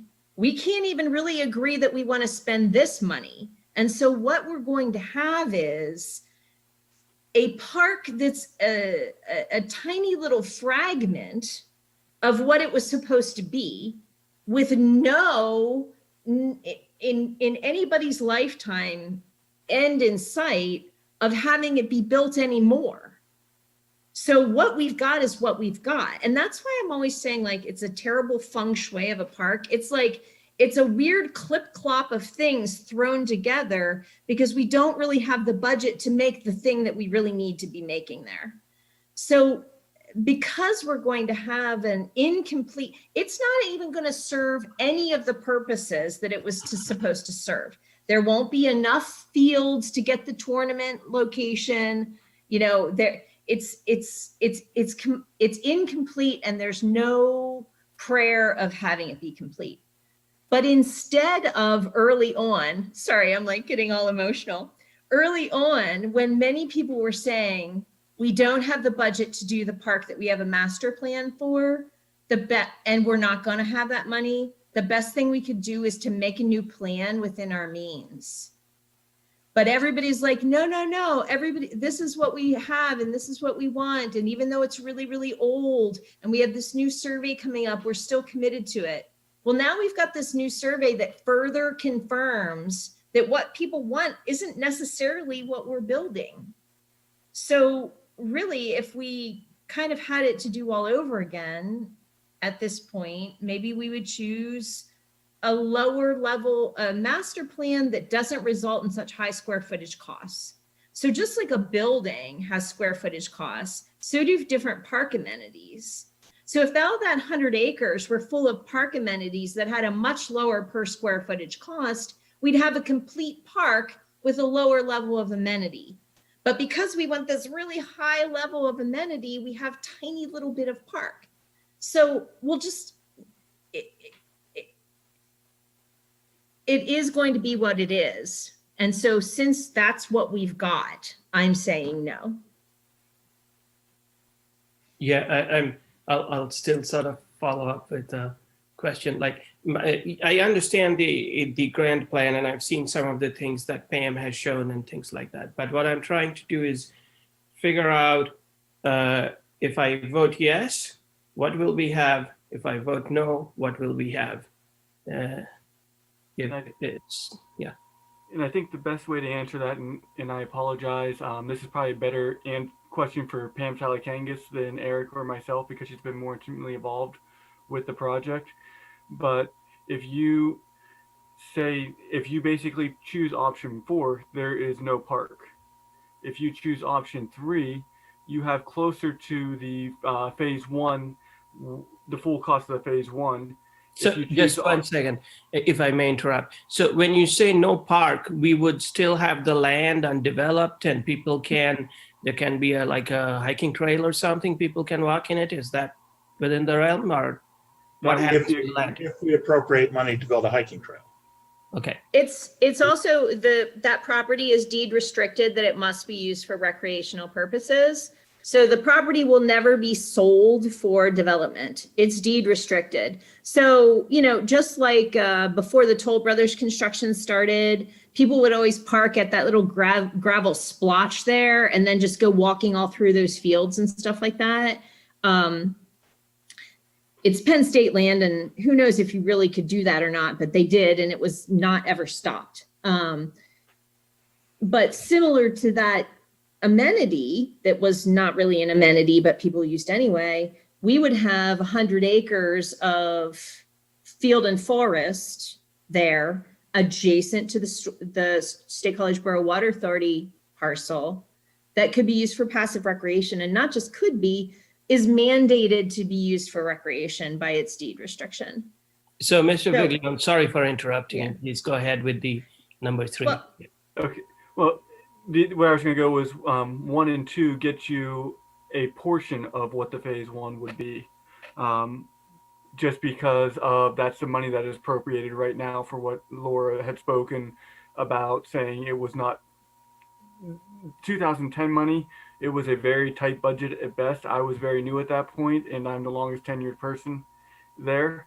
But that money is now 2020. You're now 10 years later. You don't buy the exact same amount in 2020 that you bought in 2010 of anything. So 1 and 2 basically say, what is your stomach for saying, build me what you can for for the money that's there? Option 3 is saying, to get you the phase 1 or similar phase 1, as I understand it, to what we said was going to be possible in 2010, you need to select option 3, which would allow for more money going forward. Option 4 is saying, hey, it's time to cut bait. Yeah. But if we do the option 1 and 2, so I understand. I'll come back to option 3. If we do 1 and 2, what will we get? What will we get for that money? That will be a great question to put on the survey and have Pam Salakangas answer. I'm more on the loan side and the financing side than I am on the project side. And that's one of the reasons why we requested that questions came up to us now and give us time to answer. Not only so you have the answer to that question, but there's 31 other elected officials, around the region. We want everybody making a decision with all the information at the time a decision needs to be made. So let me question here. So you're saying you really don't want answers to these 4 questions right now? You want to know what other information we want? Is that? That's kind of what it morphed into, I thought. Go ahead. Sorry, Eric. Well, I think, yes, it has morphed, but I think if there is not agreement or there is insufficient information to gain agreement, then yes, please tell us what else you need to know. And then we will work with Pam to gather the information so that we can close the information gap, if you will, and enable you to have enough information along with the other municipalities that may be asking some of the same questions. Yeah, for me to make an, as you understand with my line of questioning, for me to make an informed decision, I would like to know, what am I getting? You know, it's always cost and benefits. And in this case, I'm sort of driving blind because I'm saying, okay, we continue with this money and what are we getting? It's just very, I hear that it's going to be a very small part of the grant part, but I still want to know, okay, Yes. this much money for this thing. I agree wholeheartedly, and that's one of the reasons we slowed it down, because we want you guys having the information you guys feel you need to make the right decision. That's what we're doing here. I mean, it's getting to the right decision for what you guys want to make as a policy decision. It's not giving one township or one group of elected officials this information because they asked for it and you guys not having that information available, or vice versa. We just want a good decision. And that's one of the reasons we hit a pause. We could have gone through and saved you $300,000 by refinancing the loan, and you would never seen a dollar of it. Prasenjit, I think you can see part of that answer in Pam's slideshow. There's a slide. One of the slides compares the amenities in phase 1 of 2010 and the amenities of phase 1 of today. And so, like, one thing I remember, it might not be completely accurate, but similar to accurate. I think in 2010, it was 8 or 9 irrigated fields were going to be funded by this.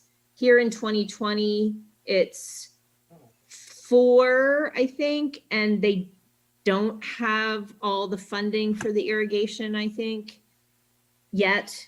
So if you look at that slide, it can give you some idea of what that phase 1 is going to look like.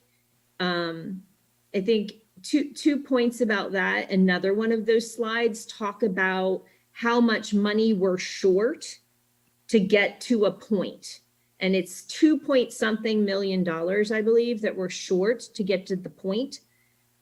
That point that we get to still is not the phase 1 of 2010.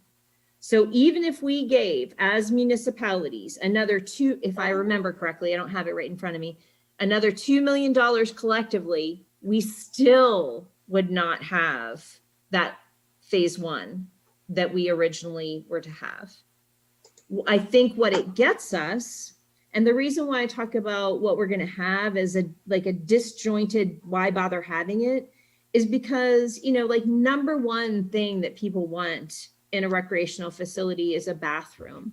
This is supposed to be a regional park with kids playing for long periods of time. Don't bother if you don't have a bathroom. Just don't bother. So that's what I mean by there's an imbalance. There's not a cohesive whole of amenities to make what would be considered a regional park. Again, that would be fine if we were going to spend more money, but we can't even get to the point of spending money for a portion of a phase 1. Laura, as an aside, I want to add that even the concession stand isn't even included as an unfunded priority. And even the tiniest little baseball field in Half Moon Township has a concession stand. If you want to have any kind of tournament, you've got to have something like that. So I would have considered that up there right behind restrooms. I mean, you've got to have that kind of facility. But if you— That's right. And it was very— Go ahead. Yeah, go ahead. Go ahead. I was just going to say, along with the slides that Laura just pointed out, the way I was looking at this with question 1 and then options 1 and 2, if you go with option 1 or 2, where you have that additional $300,000 to put back in, that doesn't really get you anywhere close to that $2 million shortfall. So you'd still have to go back to— unless you moved on to option 3 and added money, you'd still have to go back to question 1, which looked at items, amenities to take out. So I Correct. thought those three things kind of could go together a little bit better if you're not looking at adding the funding. But yeah, and those additional slides were helpful too. Correct. It almost, in order to continue with this, to have a park that's a reasonable park, we have got to be willing to commit more money, and I am simply not willing to do so.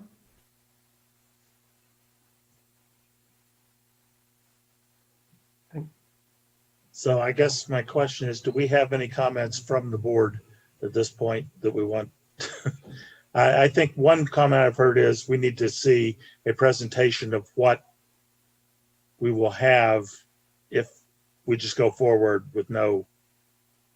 And I know that that ties into the question of asking municipalities, what gets cut, but I think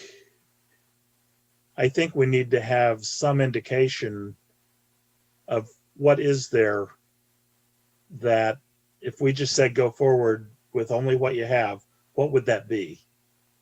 And I don't think you can actually have municipalities independently derive that with 5 different municipalities. And that's sort of what we're trying to do here, I think, is answer questions about.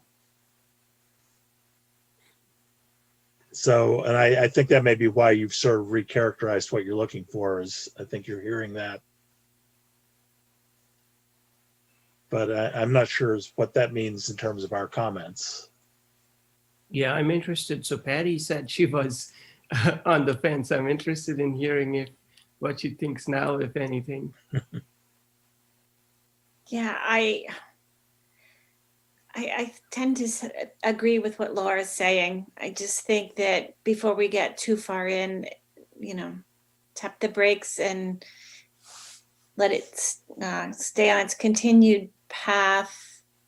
It's just something that people use passively, bird watchers or pollinators or whatever, I don't know. But yeah, just to get a couple of fields, I mean, how is that any different than like suburban park right now? I don't know. I think I'm leaning now, Prasenjit, towards just pulling the plug, but then I am worried about what the penalties are and how far that sets us back. But could we get a comment in there about that, the penalties? Like, could we I get? think that's definitely one that we seem to all agree on, is Okay. we'd like to know what would be involved if we do just say, close it out and stop. Yeah. What would the cost to the municipalities be for that? Right. And Yeah. how much of it is money that we already have drawn down from the loan that we, because we're still going to have loan payments even if we close this out. And I think we need to know what those would be, because we will be paying money on a loan that brought us nothing other than, in the way of a park. But I think we'd need to know what that is and how much it would amount to. Also, though, don't forget, as part of those loan payments are for a park that we did build, which is Oak Hall. Right. So Oh, we're yeah. going to have loan Absolutely. payments. Yeah. No matter no, what, for that already built park. Yeah, and we're going to be paying on that, no matter what. Yeah. That part of it. Yeah. For certain. Yeah. Two comments. I think we're pretty well close to being done with the Oak Hall Park loan portion of the loan. Just if my memory serves correctly. And then secondly, did I hear a comment to want to know what the existing money buys us in Yes. terms of a park? Yes. Yeah. So for my, at this point, I think I have heard from everyone. I'll just make my comments. At this point, I'm leaning towards a no, but it's a soft no. For my decision to be more firm, I need sort of two things which were pointed out. One is if we continue with no additional funding with a reduced scope, what does the existing money buy us? And number two, I think, as Mr. Miller said, if we cut bait, then how much extra money do we have to pay? And that's basically the penalty. But at this point, I am on the no side, so which possibly means 4 of us are leaning towards no, if that. Yeah.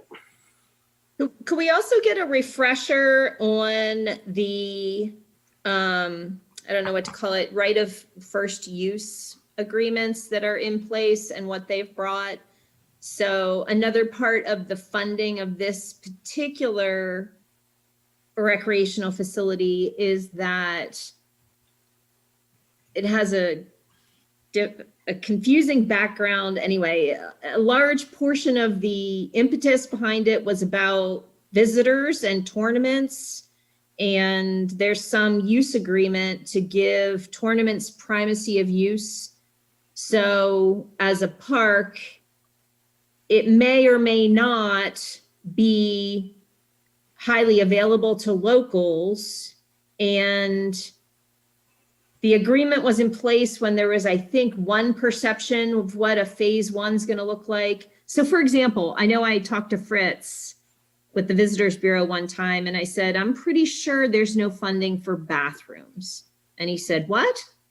I said, yes, I'm pretty sure there's no funding for bathrooms.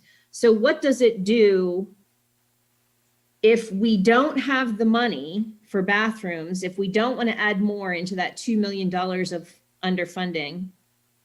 What does it do to those relationships? Does it mean we actually have less funding then because they're not interested in that relationship anymore? That sounded kind of complicated, but basically what is the impact on the relationships, the agreements we have? Yep, and I remember those agreements being signed. I know what you're referencing, so Pam would need to speak to those because I think she may have gotten those. I think that was when she got here, so I think she would know exactly the answer to those questions. Yeah, I think that's one we can all agree on as a question that we'd like to see an answer to before. I mean, I think it's the one I'm hearing, and I'll see if everybody agrees with me here, is that as a board, we don't feel we can answer the questions as presented right now because we don't really have enough information. And we'd like to see some presentation about what it means to go forward with what we have. I would also like to get as part of that presentation, what does it mean to go forward with $2 million more? Because I'm still not clear on what that means in terms of what will be available. I don't think it gets us to necessarily as much of a park as a lot of people are expecting. I'd like to know what it does bring, because I know there's discussion about adding more money from other municipalities, and I think I would like to know what does that mean in terms of what we got. And but as far as the questions about how to refinance, I think that's way too premature now for us to even offer an opinion on, which is why finance sort of bumped it off to say, let's get more information. Yeah, and that was, if you remember back going to the presentation that we did, the lunch and learn, it was, we need to talk about the project before we talk about the financing, because you gotta make it fit the decision. So I don't think we can do anything on option 1 and 2 at this point, because I don't think it's time to even talk about refinancing until there's a little more information. Lisa. I agree. Sorry, Lisa. Oh, I was just going to ask a really quick question. That $300,000 that would be gained by refinancing, does that have to go back into one of the regional park projects, or could it?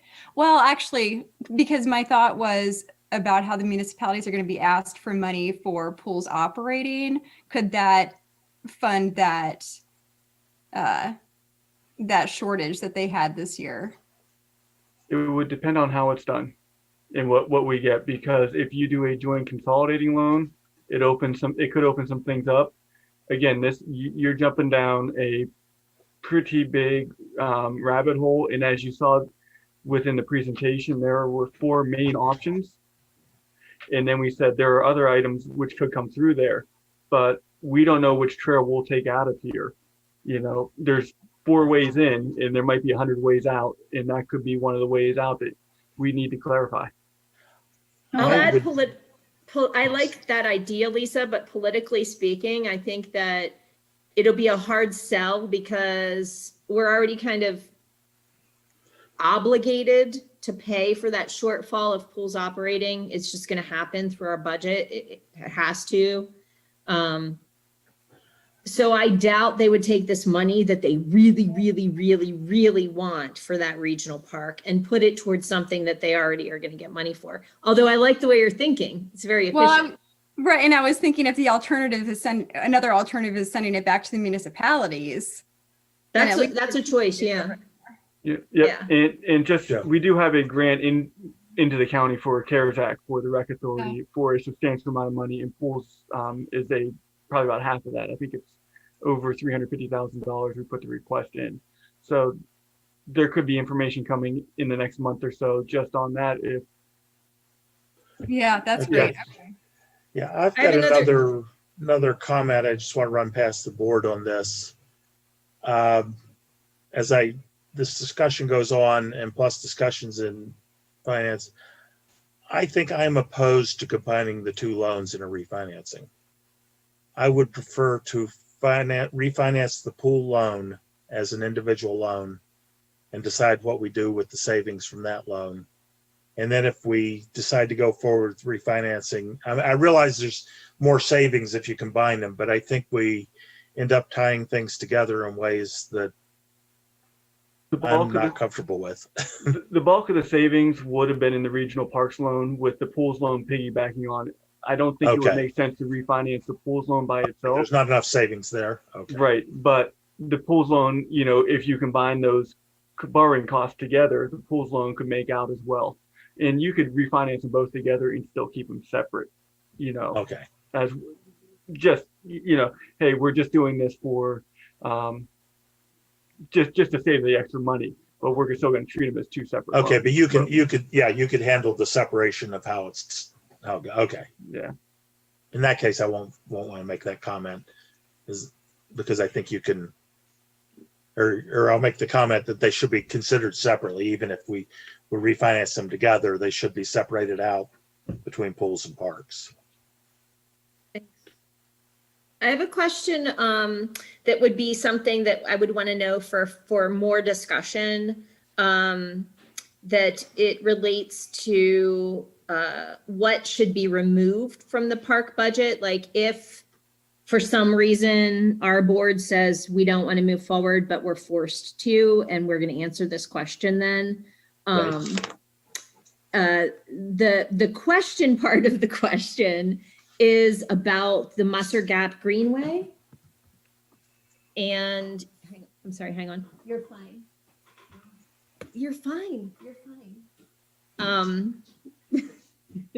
The Musser Gap Greenway, and my question is, I don't know, since I learned about this, I've been concerned about how we are pretty much putting all of our eggs in the basket that we are going to have permission to utilize that connection.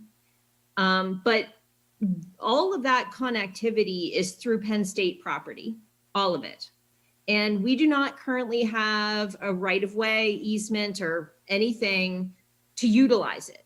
So if I'm considering whether I want to remove the trail, like if we get that far and we have to consider that, and we don't already have an agreement in place with Penn State, and that further represents very high costs in order to complete that connectivity, that's something I would consider removing. If there's no other costs with it, then I wouldn't want to consider removing it. So the question is, what is the guarantee that we'll be able to make that connection, and what would the associated costs be? And you would have to coordinate that question with Penn State. It's something I've been asking the the park authority to do, to open up that dialogue, so we have an idea of the real costs of what that connectivity is, because it's not just the paving. And then who would be responsible for that connectivity? And then likewise, if we aren't building the park in conjunction with the Toll Brothers construction, and we have to find another way to get into the park to build it, which has been another conversation that's been had in various arenas, is there a cost to that? And do we need to have an MOU with the water authority for any reason that there would be a cost to for this particular park? Well, I think I can answer that, and I think Dave turn to Dave to be sure my answer is right. There's not really a question of connectivity now because that will be a township road going down to the park. The Toll Brothers is building it, but it's going to be dedicated to the township. So the road to the park is ours once it's turned over to us. Yeah, I think that's correct, unless there's another point you're trying to get at, Mr. Nitti. I'm not understanding the question because Well, that. the bullet says if the trail's removed, we lose the connectivity of the Musser Gap Greenway. Right. Yeah, that's just We the trail. we do not have connectivity of the Musser Gap Greenway because that is private property. Well, the Toll Brothers part, there is a bicycle path that comes down that will be township, dedicated to the township. Right. It goes down as far as the park. The park has to build, the connectivity section is the trail across the park to the Penn State part of the trail. Right, but what I'm saying is that the thing you're calling the Penn State part of the trail isn't. It's not a part of the trail. There's no recreational easement, right of way, or anything. So just like we just recently saw at Fairbrook Park, now that is their property, just like this is their property. Place where people used to recreate, now there's huge like highway cement barriers that we're not allowed to go out there anymore. So it could be the case that one day Penn State just puts a big cement highway barrier at that boundary, and the trail does indeed now end there because it's their private property. So all I'm saying is because resources are so incredibly scarce in this park, if I have to make an intelligent decision on whether that trail should be removed or kept there, the guarantee that it's not going to forever be a stub is an important one. Okay. No, I agree with that. I think one thing to look into on that for staff is agreements between Penn State and Clearwater, because the part of the trail that's finished down toward the bottom was funded by DCNR grant. So I think that may, give the guarantee you need, but I can't say for certain that it does. Right. When I looked into it, that was, it was like that ended here and the park part ended here. But and we may need an agreement from Penn State saying this will. Yeah, no, I agree with you there. That could come with a multi-million-dollar price tag. We don't know. That's their private property. Yeah. So are we going to connect to the state forest or are we not? Yeah. Yeah. And I do know that was the intention of Penn State at the time the lower trail was built, was to eventually complete the trail from there up to the park. That's I don't know what the agreements are committing them to that or not, whether Thanks. So if the board doesn't mind making a comment as such to see that documentation, so we can make a better informed decision if we have to about the trail removal. Yeah, I'm fine with that. Anyone else have any problems with putting that as a comment? I have no problem with that. I did have one other question about that, to stick with that list of things to remove. I had one other question. It was in the item talking about the location for the All Ability Playground. So it said Oak Hall Regional Park is not the ideal setting. I was just trying to think through if, another site for that playground, could it be placed at a non-regional park, say Tudic, where, I think that would be a great place for something like this. Aside from this whole discussion, I think that would have been an ideal location. It's a heavily used park. So could that be, and I don't know, could that be relocated, that plan? I'll tell you what the Parks Capital Committee said about that kind of an idea, because it came up, I'm not sure when actually, I'm sorry to say, in that committee, but the question was, could theoretically there be regional facilities within municipal parks? And so, for example, the Action Sports Park at High Point Park. That's not really a regional facility because it's not funded regionally, so it's not quite that. But theoretically, it's going to serve the region. So the question has come up as to whether if a municipal park hosts a good location, could they be utilized for a regional facility? It's a good question. Yeah, it looks like Joe has a comment on that. Yeah, and I was going more directly within the funding aspects of it. The grants that have been obtained were obtained for Whitehall Road Park, and the matching funds to those grants are through via the loan. And the loan is very clearly spells out that the two places that the loan funds can be used for are Oak Hall and Whitehall Road Regional Park, nowhere else. Oh, So okay. at this point, you're sort of hemmed into those two parks, and I think Gotcha. Pam's point on Oak Hall was just the graphs and the elevation change over there does not, it may not be the right place for it, if I remember correctly. Gotcha. Okay. Okay. Always some restriction. Yeah, that's one of the risks of having multiple funding streams is everybody's got their own restriction on it. True. Yeah. So, Yeah. so I guess, do we have other comments to add? I think in terms of trying to answer each of these questions, like I think the question of what to take out, I think the first question is what can be put in with what we have? And I really think it's up to the authority to tell us what they can do with that, other than us telling the authority these are the things to take out. Or Steve, related to that, I have one other question. I have a couple other questions, but related to that, when I was looking through the budget in the slides, I was trying to figure out why the alternate 2 field synthetic turf is listed below the full budget list of everything. And then it wasn't included in the unfunded priorities. So I'm just trying to figure out where that 500,000 fits in, 474,000. I think that may be a question for Joe. If my memory serves, and please don't quote me, Pam will make this correct, but I think that for the artificial turf fields, they had to be completely fundraised. There'd be no municipal dollars going towards it. I could be wrong off of that, but I think I remember that one. I think you're right. Now that you So mention there's not ever going to be money, municipal money put toward that. Those will only come into play if they're fully funded by grants or donation.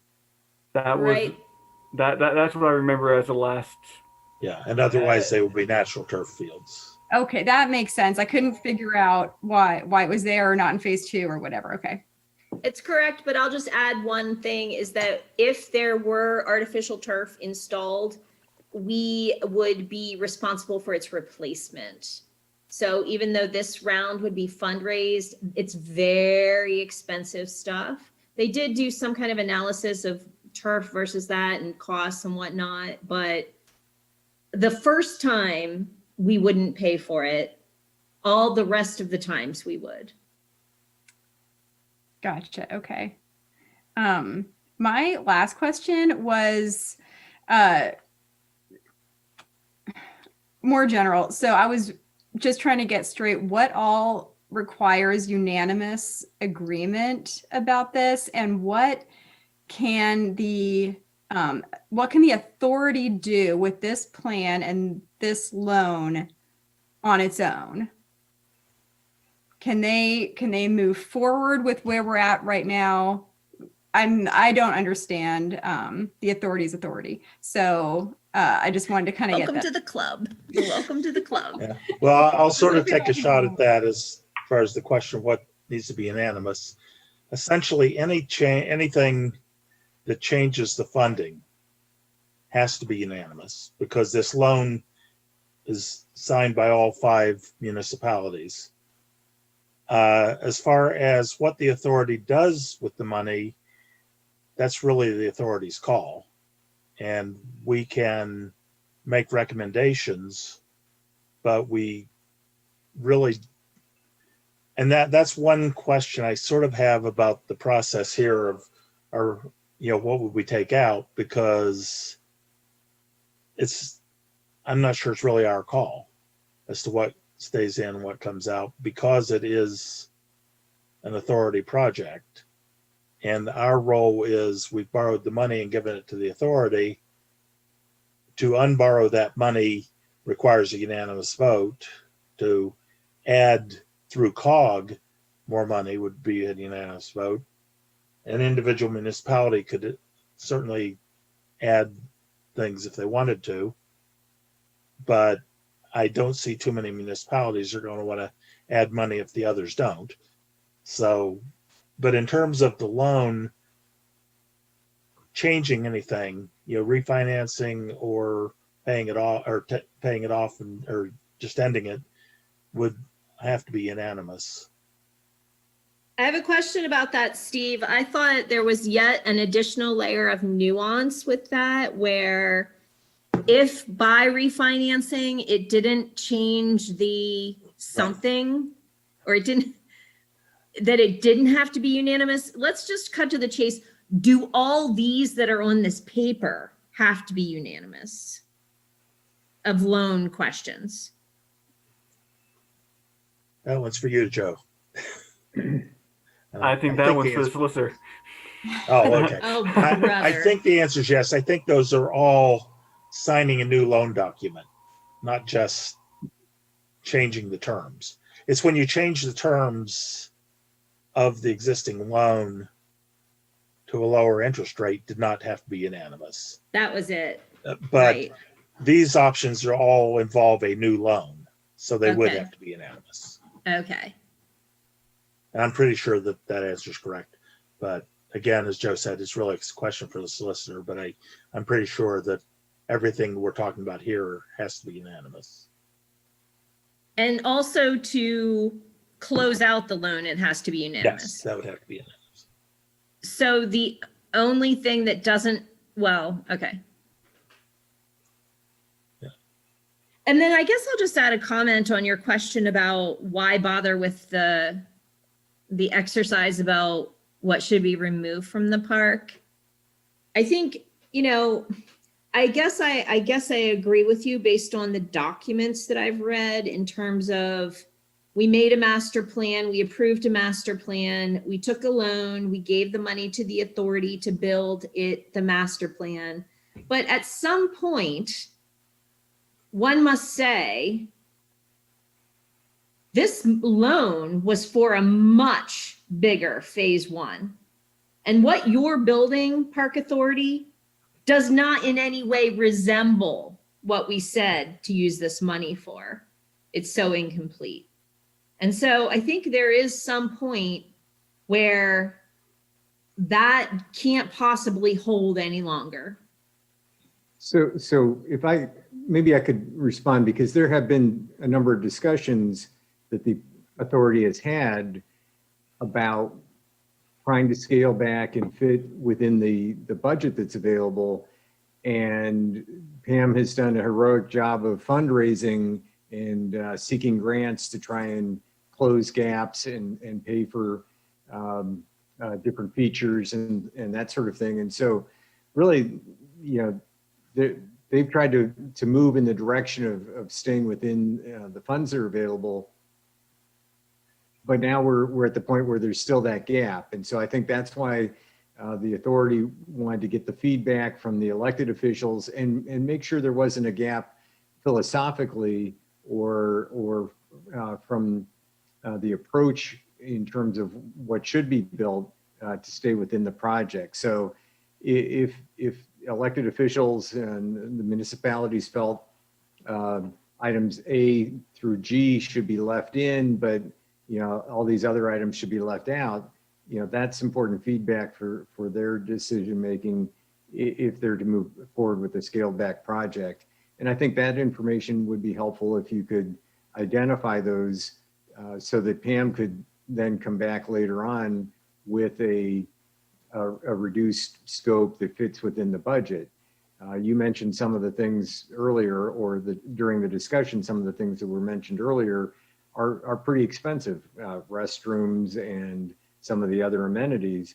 But if restrooms are the highest priority and parking and trail connectivity, that's important feedback to have. And so if that can be listed on the comments as to what the highest priorities for Ferguson Township board would be, then that gives us good guidance. If I can piggyback on something that Eric said, you don't, the elected officials don't have to go to the authority and say, what does this project mean? When do we no longer have a park? Because the authority is already coming to you and asking that question. That's what this lunch and learn in the question up to there. You don't have to go to them. They have already come to you. Okay. That's this exercise. Okay. Given that, and given the discussion that we've had as a board, I think I would propose that we send a question to COG to send to all the municipalities, which would be, is there any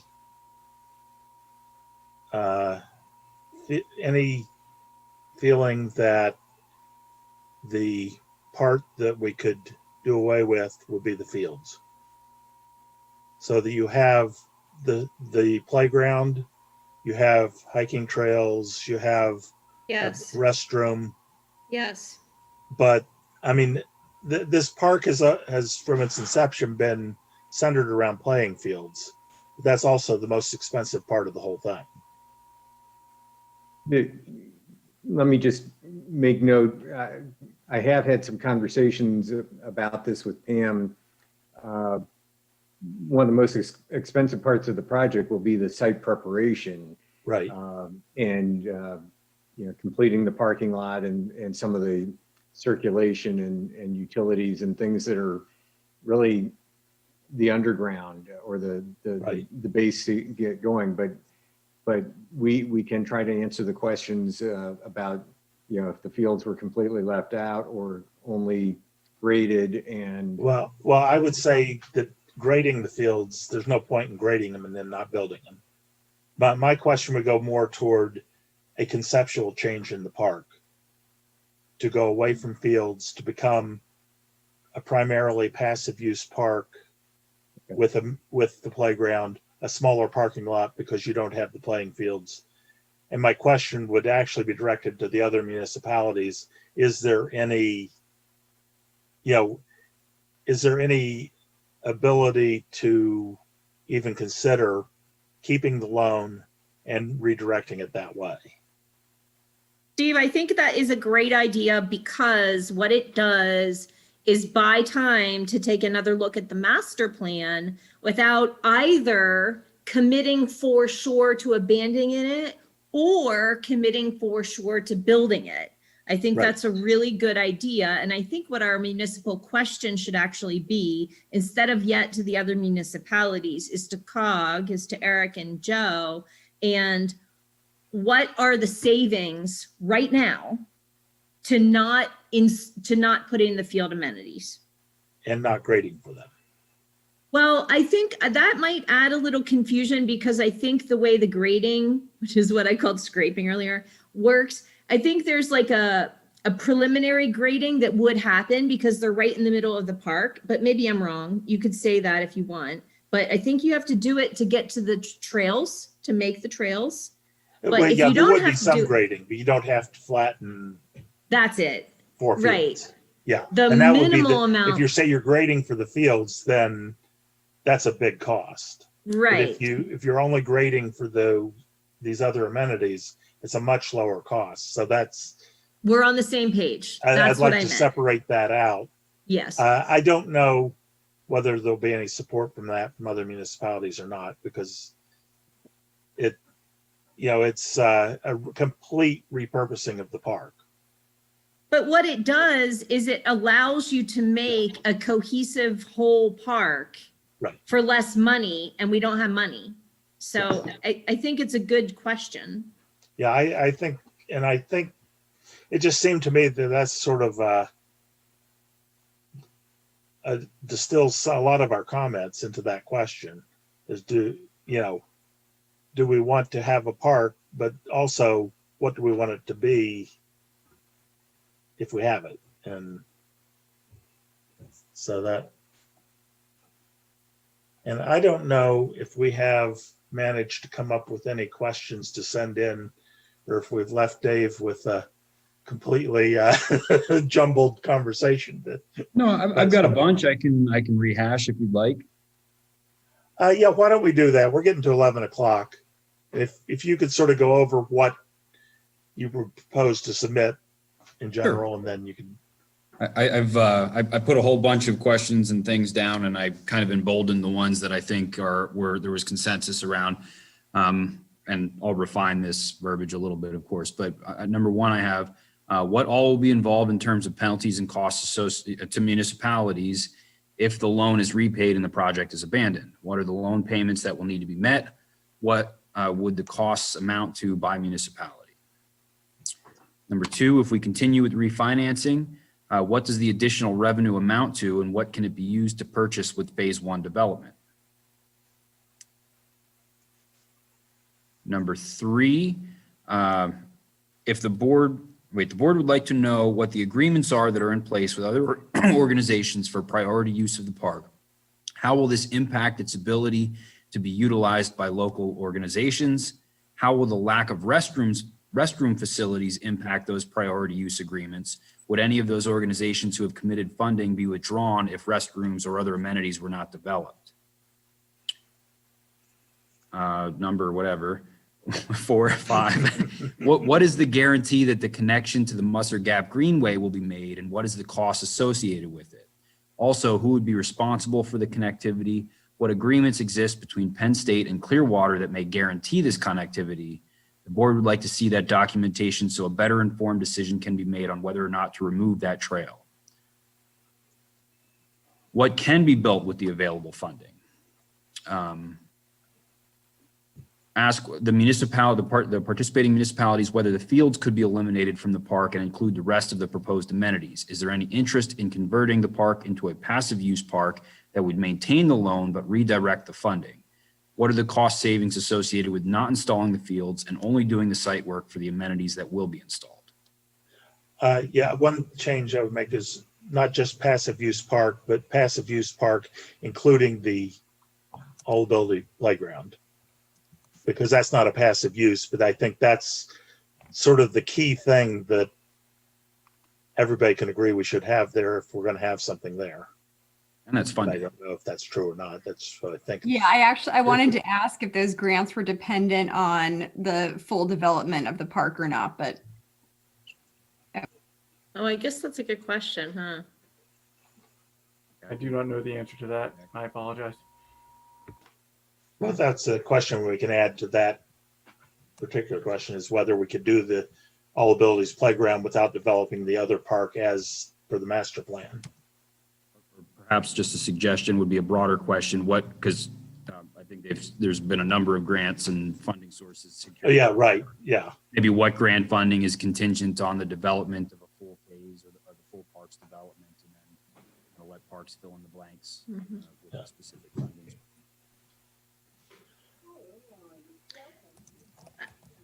I guess along that line, I would have a question that I think we should ask, which is, if we don't develop this as an active use park, what effect does that have on any of the DCNR commitments we've made?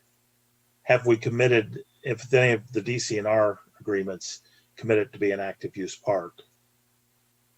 Because one of the big grants there was the purchase agreement or purchase grant. And I don't know what the terms of that are. So I think Can we just use the COVID excuse?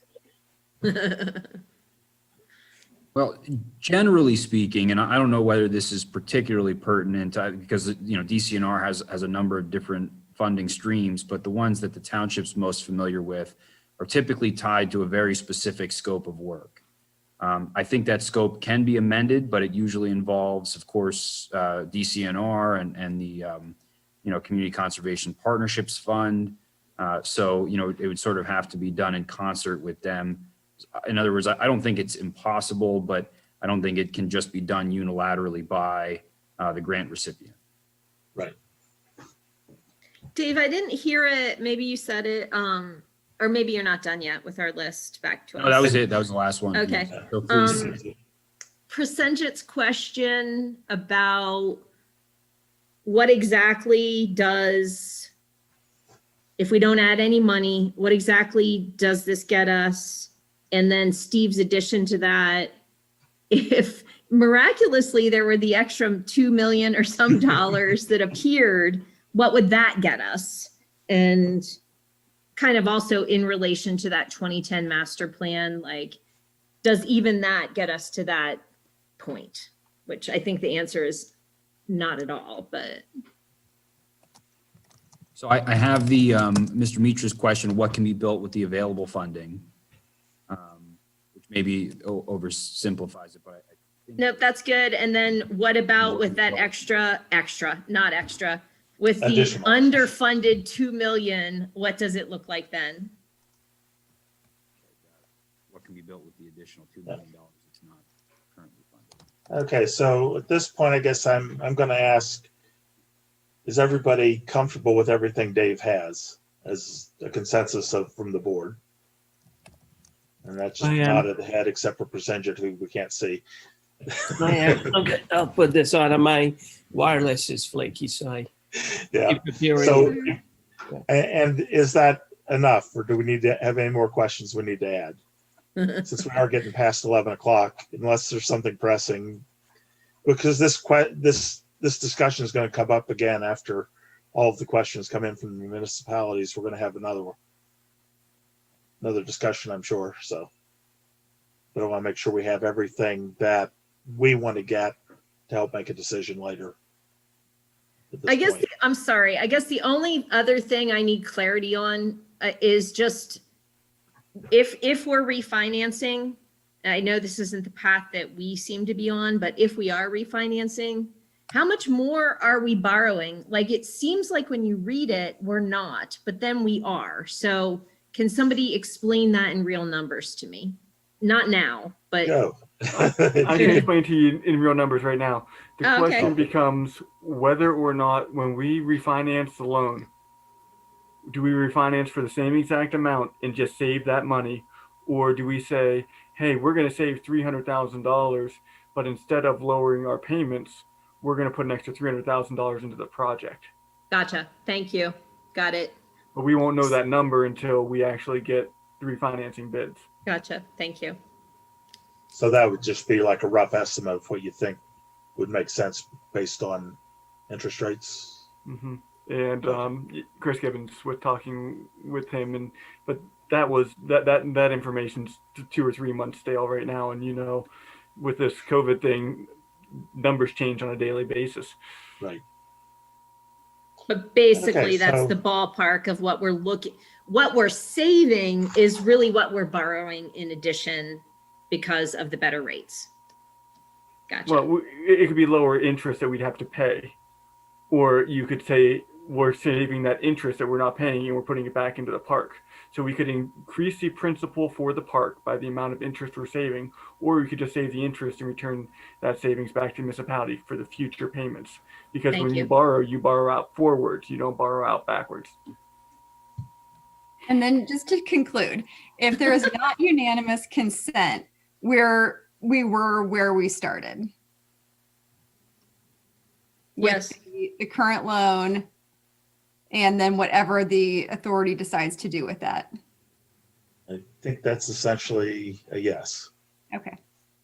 And the authority is asking us, then what? But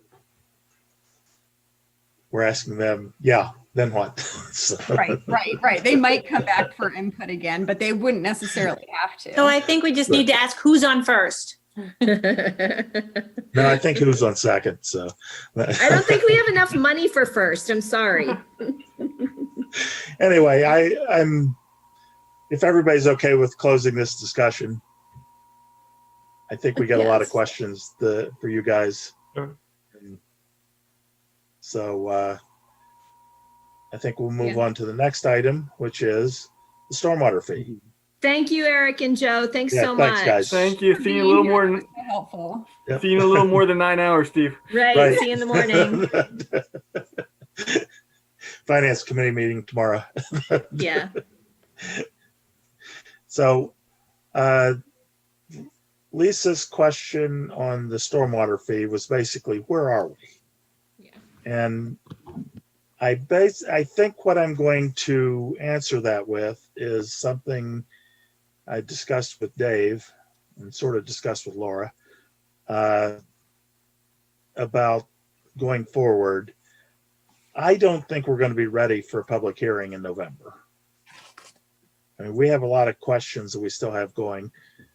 I think we should put this on the agenda for next meeting to further discuss, because we've already told the public we're going to do that. But we did not schedule a public hearing. We just said the next meeting, we're going to have further discussion and schedule a public hearing. My proposal, and I'll just go ahead and bring it up now, we don't need a motion to do it, just as an idea to see what people think, is that we move the public hearing to the first meeting in February, giving us time between now and then to discuss details of this, because there's a lot of details that we still need to work out.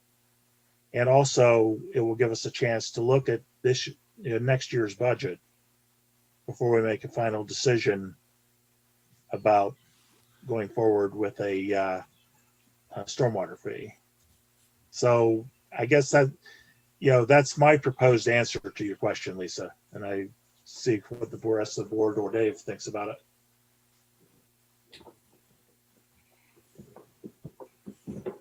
I can go. Yeah, I had a number of things that I was thinking, either I wasn't sure where we left it, a couple of things I wanted to add to discussion. And so in the end, I was kind of going to suggest maybe we use the next meeting as more discussion because of the broad nature of the things I was going to mention. I'll list them here in a second. So that would be helpful, I think. I would look favorably at that. Well, that's where we left the next meeting anyway. It'll be a discussion meeting. There was no action going to be taken. Yeah. Gotcha. Okay. But we were going to decide on a public hearing then. Right.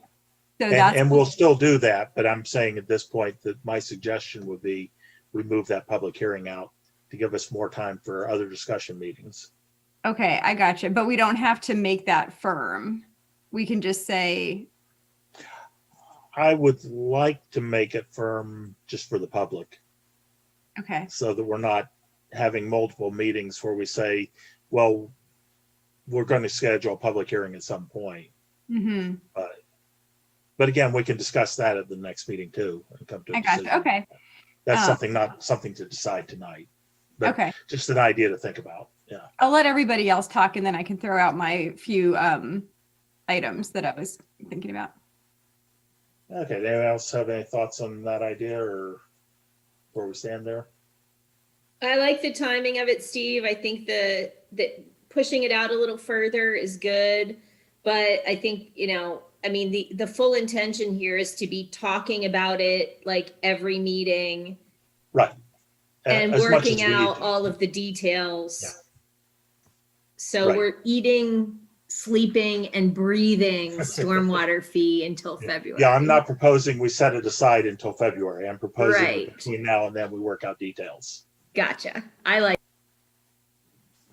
Dave looks like he has some question about what I'm talking about. No, I actually had a clarifying question on Ms. Strickland's request because I had written down some notes at the beginning of the meeting. I thought what you were maybe looking for, and correct me if I'm wrong, was sort of a status update as far as what the takeaways were from the last meeting that staff is currently working on getting some resolution to or some clarifying information on to present on October 19th. So I have a short list, but if that's not where you were going, I can. That is. I wanted to clarify our timing that we decided on for the meetings. I saw a lot of different comments out there today, so I just want to make sure I knew what was going on. And then also I want to touch base on that list of items that you're about to read off. So what I have is, of course, the board held the first public hearing on October 5th that ended with one sort of formal amendment with a request for some additional follow-up information. The public hearing was closed because a substantive amendment was made to the draft ordinance and with the intent of scheduling a new public hearing. and are reflective of the change that was made. That amendment was capping the exposure of agricultural properties at 2 times the billing unit median, which in this case would be equal to 6 billing units at $17 per unit outside the growth boundary, would equate to $102 per year the first year of the program, would be the maximum exposure for ag properties. And I know that it's probably not exact. I mean, I think the motion was to essentially mirror the language that was in the Senate bill that was introduced in January of this year. So I don't have all of that nuance worked in here, but I know what you're getting at there. Secondly, to propose or to demonstrate what the fee structure would look like under 3 different methodologies: the 500 square foot billing unit, the 1,000 square foot billing unit, and the equivalent residential unit, or the ERU model. So we're working on preparing a spreadsheet right now. What the board will have and the public will have for October 19th is a columnized spreadsheet that shows those 3 different models. Of course, the 500 and 1,000 square foot will only vary to the degree that they're rounded differently, essentially parcel by parcel. So you'll see some slight variation in those and maybe some smoothing over the properties that are close in square footage, but for, by virtue of them being above the 500 mark, may push them into a 1 or billing unit of separation. Thirdly, and this was Mr. Mitra's request, was to do some research on hardship or exemptions or relief mechanisms that may be provided to low-income residents and families. So I provided just some background material for the board to look at. I know Mr. Nini followed up with some additional information, so I'll probably collate, compile some of that, and then intend to incorporate that with the material as well. Next discussion would be October 19th, as you all know, consideration of the amendments, and then with the intention of scheduling the public hearing, depending on, where the board elects to go from there. That's my elevator speech on where we're at. Thank you. So a couple of questions on those things that I guess I would give to you now so that we can discuss them then on the 19th. Would that ag exemption be for all, would that farm exemption be for all ag properties, including ag research? And then also, were we going to get a legal opinion on that? Yes, I'm sorry, I do have that. You can probably see it's right here. Legal opinion question mark. I missed that. Yes. I do. I have a request into Joe Green right now. I told him I would really appreciate a response in advance of the meeting on October 19th. So my hope is that we'll have some guidance on that. Okay. I'll just chip in that my particular motion was not agricultural properties or ag zoning or anything like that. It was specifically working farms. So that is my motion. If I need to change that motion, that's fine. But in terms of our legal opinion, that's the one I'm looking for. Right. And I know we talked about it. I just want to make sure that I understand exactly what that covers. I don't know. Me too. Yeah. Yeah. I don't know what is in AR that they would consider a working farm. And maybe, maybe it's the same, like maybe that should fall under that. I don't know. And we may have to adjust that language. I don't know, but I think the starting point, the goal would be for it to say working farms and for it to apply to things that are actually working farms, that there's no doubt they're a working farm. But right. Then we can get into the murk later if we have to. Mm-hmm. And then I started reading some of the things everybody sent. Thank you for that on the hardship exemptions. And I have had a lot of communication from different nonprofits of all types. And so I'm wondering if there is anything that would be applicable to them, or if this is only individual residential income based. So that's that. I think we had discussed possibly looking at including a ratio or a proportion of pervious to impervious surfaces on a lot. There was some feedback on, that would be the consideration given to farms. So could that be the consideration given to residential? So that was one thing. And then looking at the impact of density on all of this. So we were just kind of guesstimating on that 80-20 number. But then also that ties back into that proportion I was just talking about. So considering density, I had asked about cemeteries and how they're assessed. I wasn't quite clear. Maybe I was clear Monday night. I'm not now on how exactly those were assessed. I think it was just the roads. But I've had a lot of follow up on that and why they wouldn't be considered the same as the ag for that exemption, because it's largely open space. So so that's that. Had some communication on that. And then I heard what Todd Giddings was saying with the soil comments and applicability here of this ordinance. So I didn't know if there was anything we wanted to look at further in his comments. Maybe not. I just wanted to throw that out there as something I was kind of thinking. I think that would actually come up when we're discussing credits, because that's really Okay. where that falls. Okay, thank you. What did you say, Steve? Because I'm interested in what he said too. I want to understand what he's talking about. I'm saying that discussion will be part of the credits discussion that we really haven't had yet. Okay, great. His Yeah. comment applied to that. Okay. Thanks.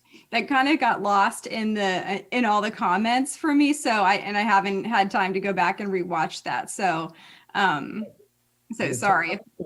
Todd's proposed that throughout the process. He's really kind of petitioned the advisory committee to recommend a credit that would be that would acknowledge the soil characteristics and their infiltrative qualities. That was not recommended by the advisory committee. Kind of for similar reasons as the pervious impervious ratio. I think that frankly the argument that just because if stormwater runs into the field or whatever and you don't see it again, it doesn't ever become part of the township's liability. Therefore, those properties should not be assessed. That was something that the advisory committee spent a lot of time on. And while the impervious surface is the barometer against which we're holding this fee and determining what that fee will be on a property by property basis, it is not the only basis for assessing the fee, and it's not the only driver of the cost burden for the township. So, I mean, it's a little bit of a red herring in some respects that the argument to be made that just because I never see the water, I shouldn't have to pay for the impact fee. I mean, it's a policy judgment, but it was not recommended by the advisory committee. I think Todd was just using, he was making one last petition to the board for consideration of that particular credit structure. It would be quite a lift, though. I mean, if you think about it, you're really introducing an administrative burden tied to determining what those soil characteristics are. Is it a self-certifying process? How often does it need to be, reviewed? Who's checking it? Are they just using, soil data from USGS? So, there were some nuances that made it also kind of cumbersome and onerous to manage on our end. That's Okay. my initial reaction to that. Okay, thanks. So yeah, I'm giving you my laundry list of things I'd like to talk about. So I appreciate you saying that. And then if we can bring that up in the credits discussion, and maybe it doesn't go anywhere, but just to, to at least have that conversation.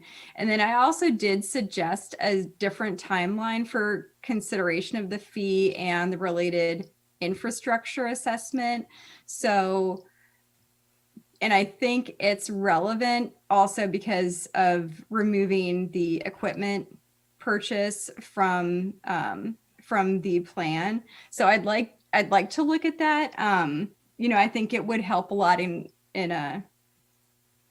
the general discussion. I think like I said, I think it's relevant because of the changes we made in the program, but that is one thing I'd like to have a real discussion on.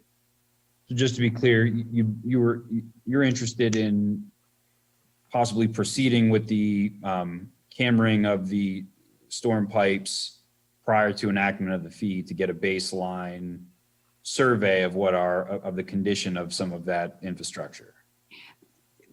Generally, I think you're correct. I think that's what I'm saying. I think you're saying what I'm saying. You know, I'm supportive of a lot of the stuff that is in the plan. It's really the timing of it and the structure of the fee that I have concerns about. So it's not that I don't want to do the things that are in the plan. I am really concerned about the funding mechanism and then also the timing of how the whole program is laid out. So that's kind of how I would like to look at this,